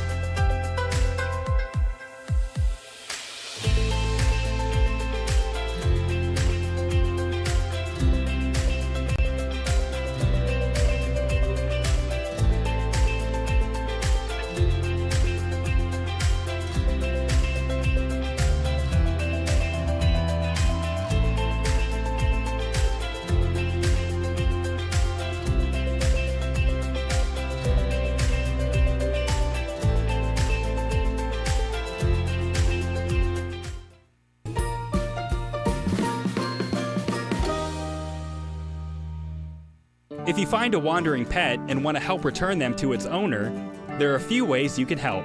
Go to 24petconnect.com to report the missing animal. You can submit photos, detailed information about the animal, and add your contact information. You can also contact the Lost Pet Hotline at 361-882-7387. They're a private group that assists in finding lost pets. Every second matters, so make sure to report a missing pet as soon as possible to help reunite them with their family.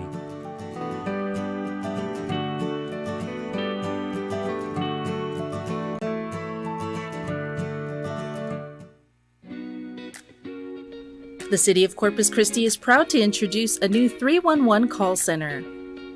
What is 311? It's an easy-to-remember citizens hotline to report non-emergencies or ask questions about city services.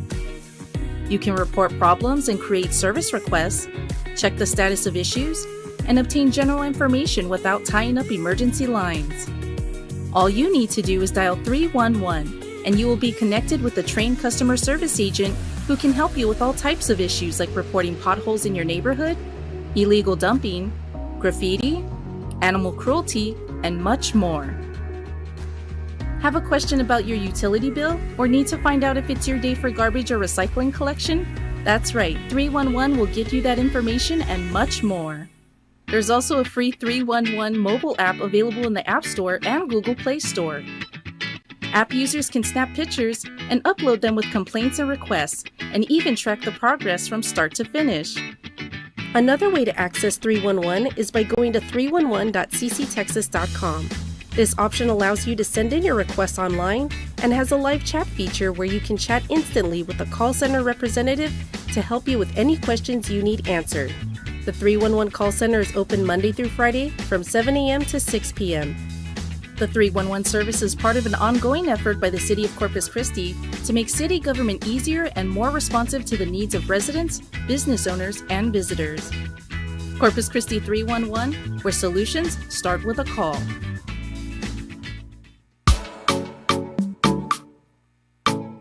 Corpus Christi Water is here to demonstrate how to look at your water meter to spot potential water loss from leaky pipes. First, turn off all water fixtures, including faucets, hoses, ice makers, and irrigation systems. Next, locate your water meter. Corpus Christi water meters will always be in the utility easement, which may be in the front of your home or in your backyard. Remove the meter box lid. On the top of the meter, there is a register with numbers. These numbers show how much water is being used. Each meter will also have a flow indicator with a red line or possibly a small red triangle. A flow indicator that is not moving indicates that no water is going through your meter and you do not have a leak. If the flow indicator is moving, water is flowing through your system even though you turned off all fixtures. This means you may have a leak. Look for a leak in or around your home and repair it as soon as possible, or contact a certified plumber for help. If you have any issues with your water or wastewater, please dial 311.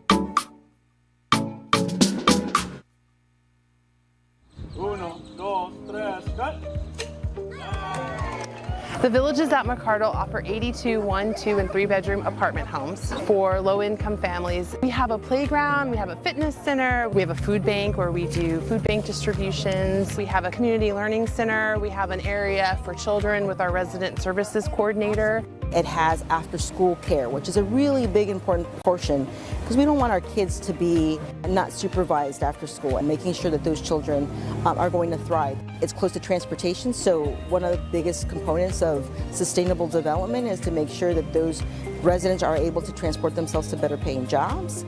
There's just such a great need for affordable housing, and the great need coupled with the services that we provide make it a nice partnership and a really quality place to live. It wasn't until I became a council member that I am seeing how much the city is doing, for its citizens.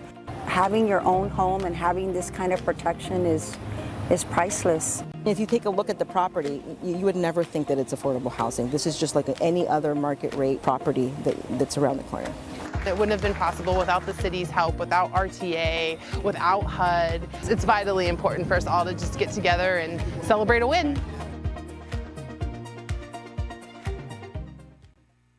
The City of Corpus Christi's Park and Recreation Department wants to remind the community of our stunning off-street hike and bike trail system. With 7 trails to choose from, you and the family are sure to have a wonderful time biking while enjoying a tremendous fitness and recreation experience. If you're looking for a scenic route, the Corpus Christi Bay Trail is a great route to explore. It is 8 miles long and runs from the Art Museum of South Texas to Texas A&M University Corpus Christi. This trail boasts beautiful bay views along with 7 parks on the route, including Cole Park and North Bayfront Park. If an 8-mile trek is too ambitious for you, consider enjoying the fresh coastal breeze in the shadow of the USS Lexington as you stroll down the Corpus Christi Beach Walk on North Beach. For residents looking for a bike trail on the south side of town, the Bear Creek Hike and Bike Trail connects parks, schools, and neighborhoods between Bill Witt and Oso Creek Parks. The 1.5 mile path is great for all ages to enjoy. Nearby are the off-road bike trails, which are part of the Oso Creek Park and will eventually connect with the Bear Creek Trail. These bike trails follow the natural terrain as it transitions from South Texas brushland down to the Oso Creek. Another trail to consider is the Shannon Hike and Bike Trail, which runs from Yorktown and Saratoga Boulevard along the Shannon Storm Waterway. It is over a mile-long gravel and concrete trail that connects many parks along its route. The Hans and Pat Suter Wildlife Refuge Trails offers nature lovers an ideal spot to ride along Oso Bay. Along the 1 mile trail, you can observe many kinds of birds and other wildlife as you cruise through the grassy marshes and woodlands in the area. If you're looking for a bike trail on the west side part of town, then look no further than Salinas Park. Located on Airport Road and Horn Road, it offers a 93-acre sports complex, complete with a play-for-all playground and splash pad, with a 1 mile bike trail wrapping around the entire park. Located in northwest Corpus Christi, the trail at West Guth Park is another great way to enjoy time with the family and get in a great workout. It offers a wide-open park experience with natural environment and wildlife views. Take some bird seeds and you can feed the ducks at the pond. All these trails provide a convenient way to exercise and connect our community to the places where we live, learn, and play. So grab your bike today and make our parks and trails your everyday outdoor gym. For more information on bikes and trails in our city, visit cctexas.com.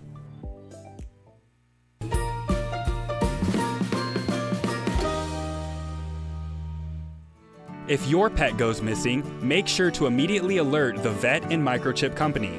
Check online at 24petconnect.com. There you can check the database of found animals, view photos, and submit a lost pet notice. Pet photos and information are updated daily. Go to Corpus Christi Animal Care Services at 2626 Holly Road to see if your pet has been found. Ask your neighbors immediately if they've seen your pet. Your furry friend could be close by. Check social media and see if someone has posted about a missing pet. Run an ad in the local newspaper or post signs or posters in places like vet clinics, laundromats, groomers, and dog parks. Do not give up. Corpus Christi Animal Care Services is here to help you. Contact us today.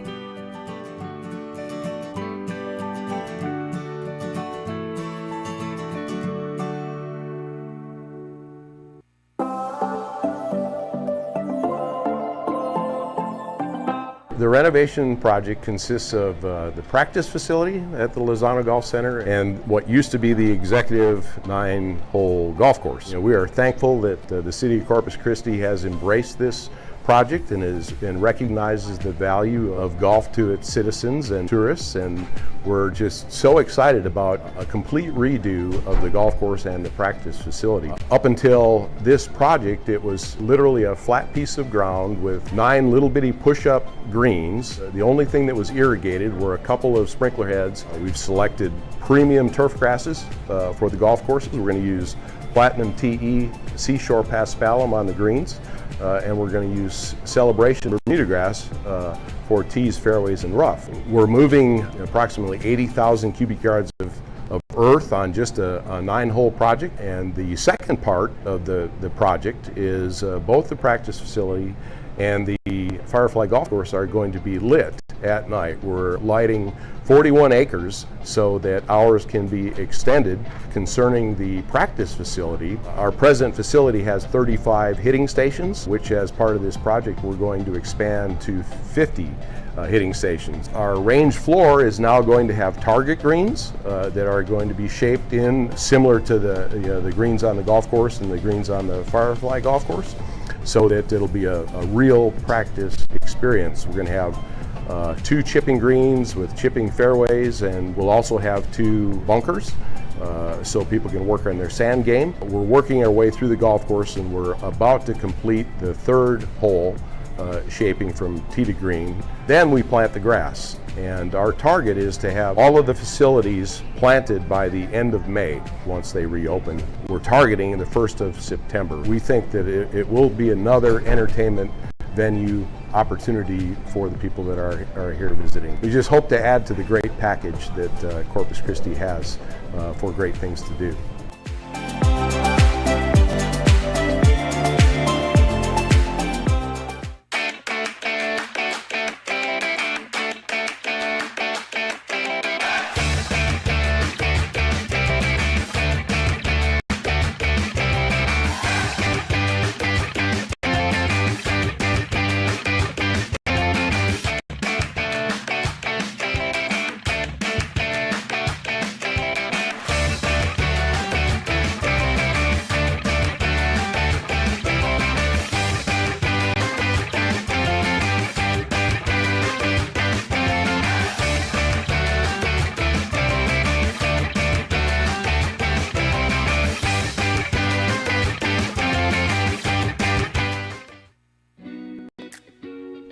The City of Corpus Christi is proud to introduce a new 311 call center.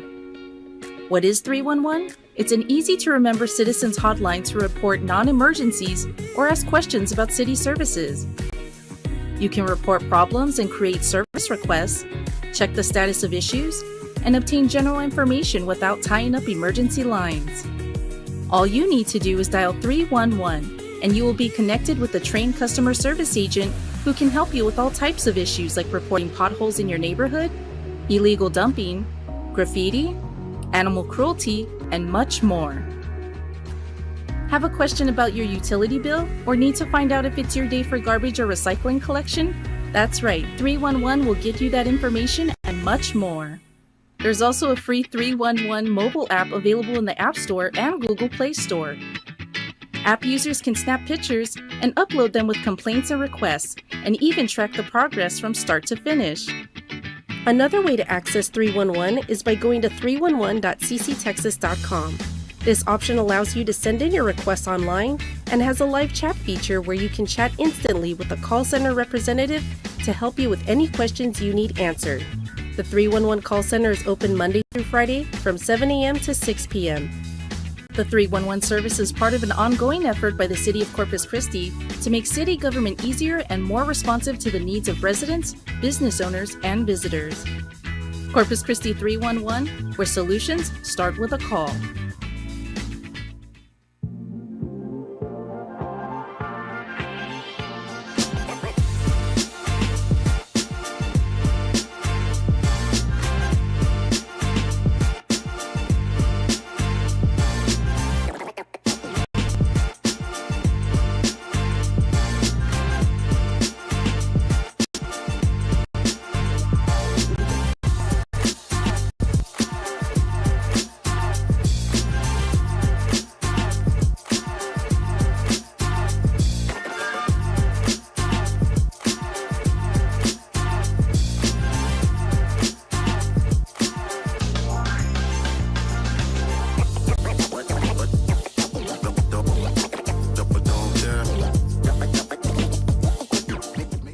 We are having what's called a Xeriscape Work Day. We've got lots of volunteers here. We've got Xeriscape committee members. We've got master gardeners that are here. The word Xeriscape comes from the Xeric word, which means low water. The idea behind a Xeriscape garden is that you can put in things that work really well that do not require huge amounts of water.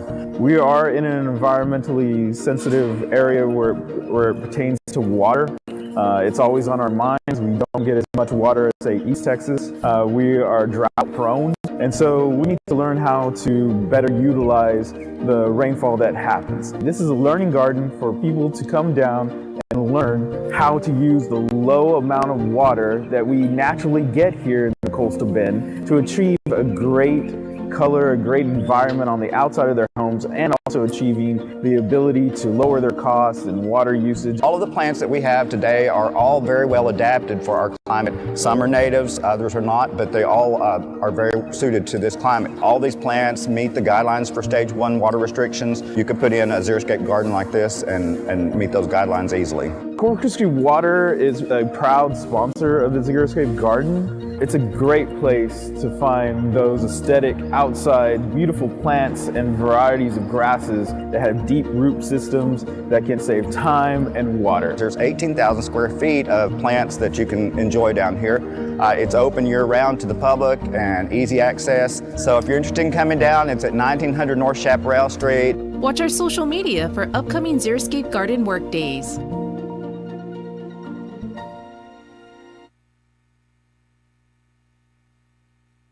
The City of Corpus Christi reminds you there are small, everyday ideas you can use to protect us from drought-related water shortages. Inside your home, install modernized plumbing, low-flow shower heads, and simply turn off the faucet when not in use. Outside your home, make smart landscaping choices, limit your watering, and don't water during the hottest part of the day. Simple choices that will save water for the community and save money on your utility bill. We can all drink to that.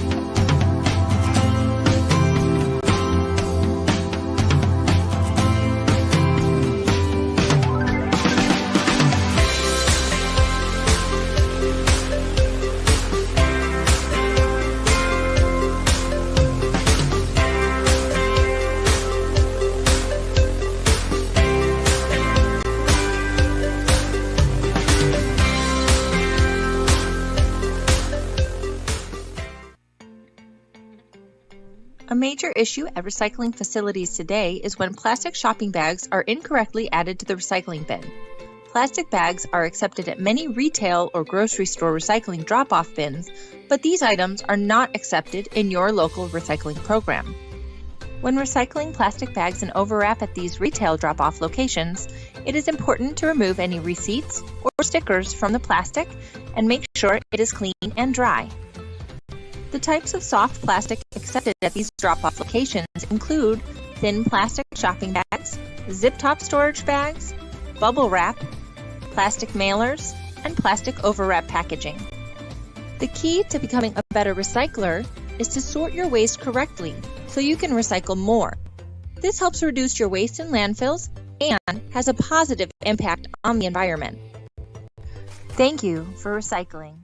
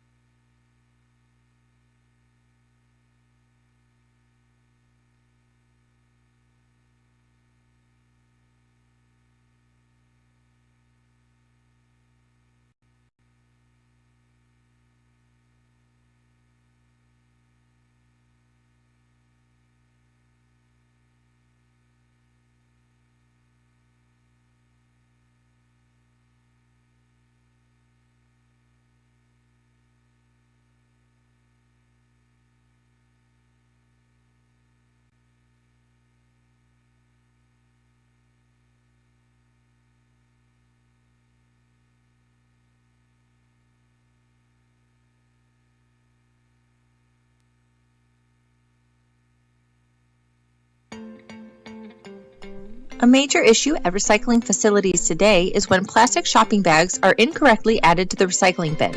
Plastic bags are accepted at many retail or grocery store recycling drop-off bins, but these items are not accepted in your local recycling program.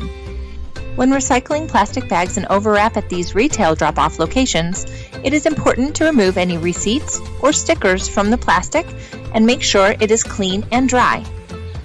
The types of soft plastic accepted at these drop-off locations include thin plastic shopping bags, zip-top storage bags, bubble wrap, plastic mailers, and plastic overwrap packaging. The key to becoming a better recycler is to sort your waste correctly so you can recycle more. This helps reduce your waste in landfills and has a positive impact on the environment. Thank you for recycling.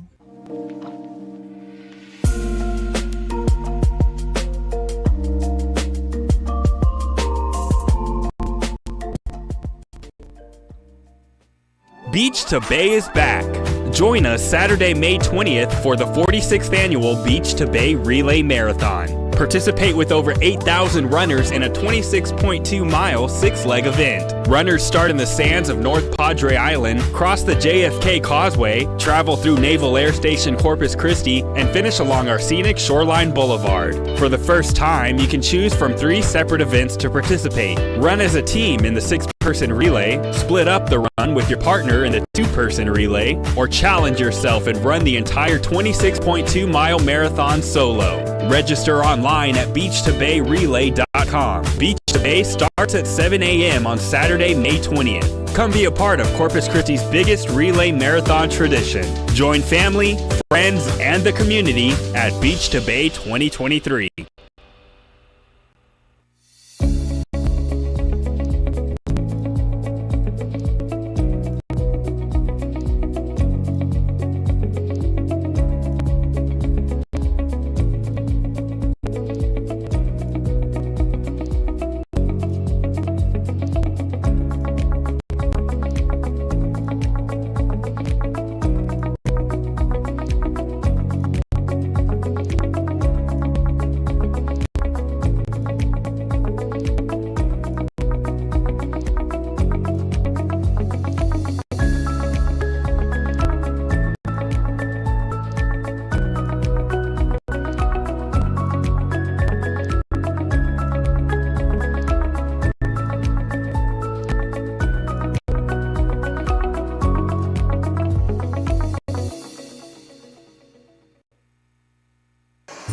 We've all dealt with the hassles of traveling.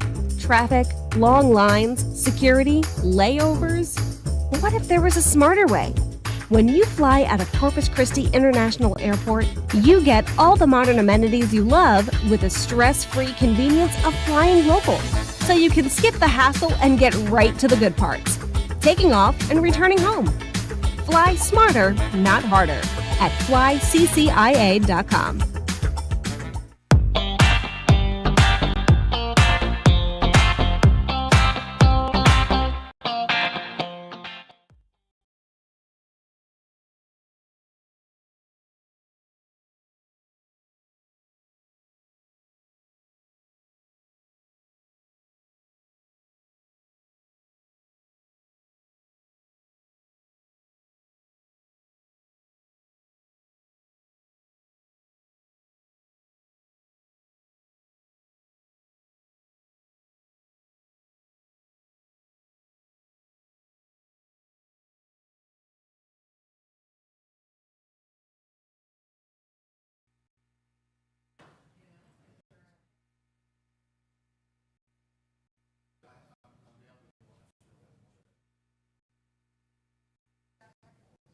All right.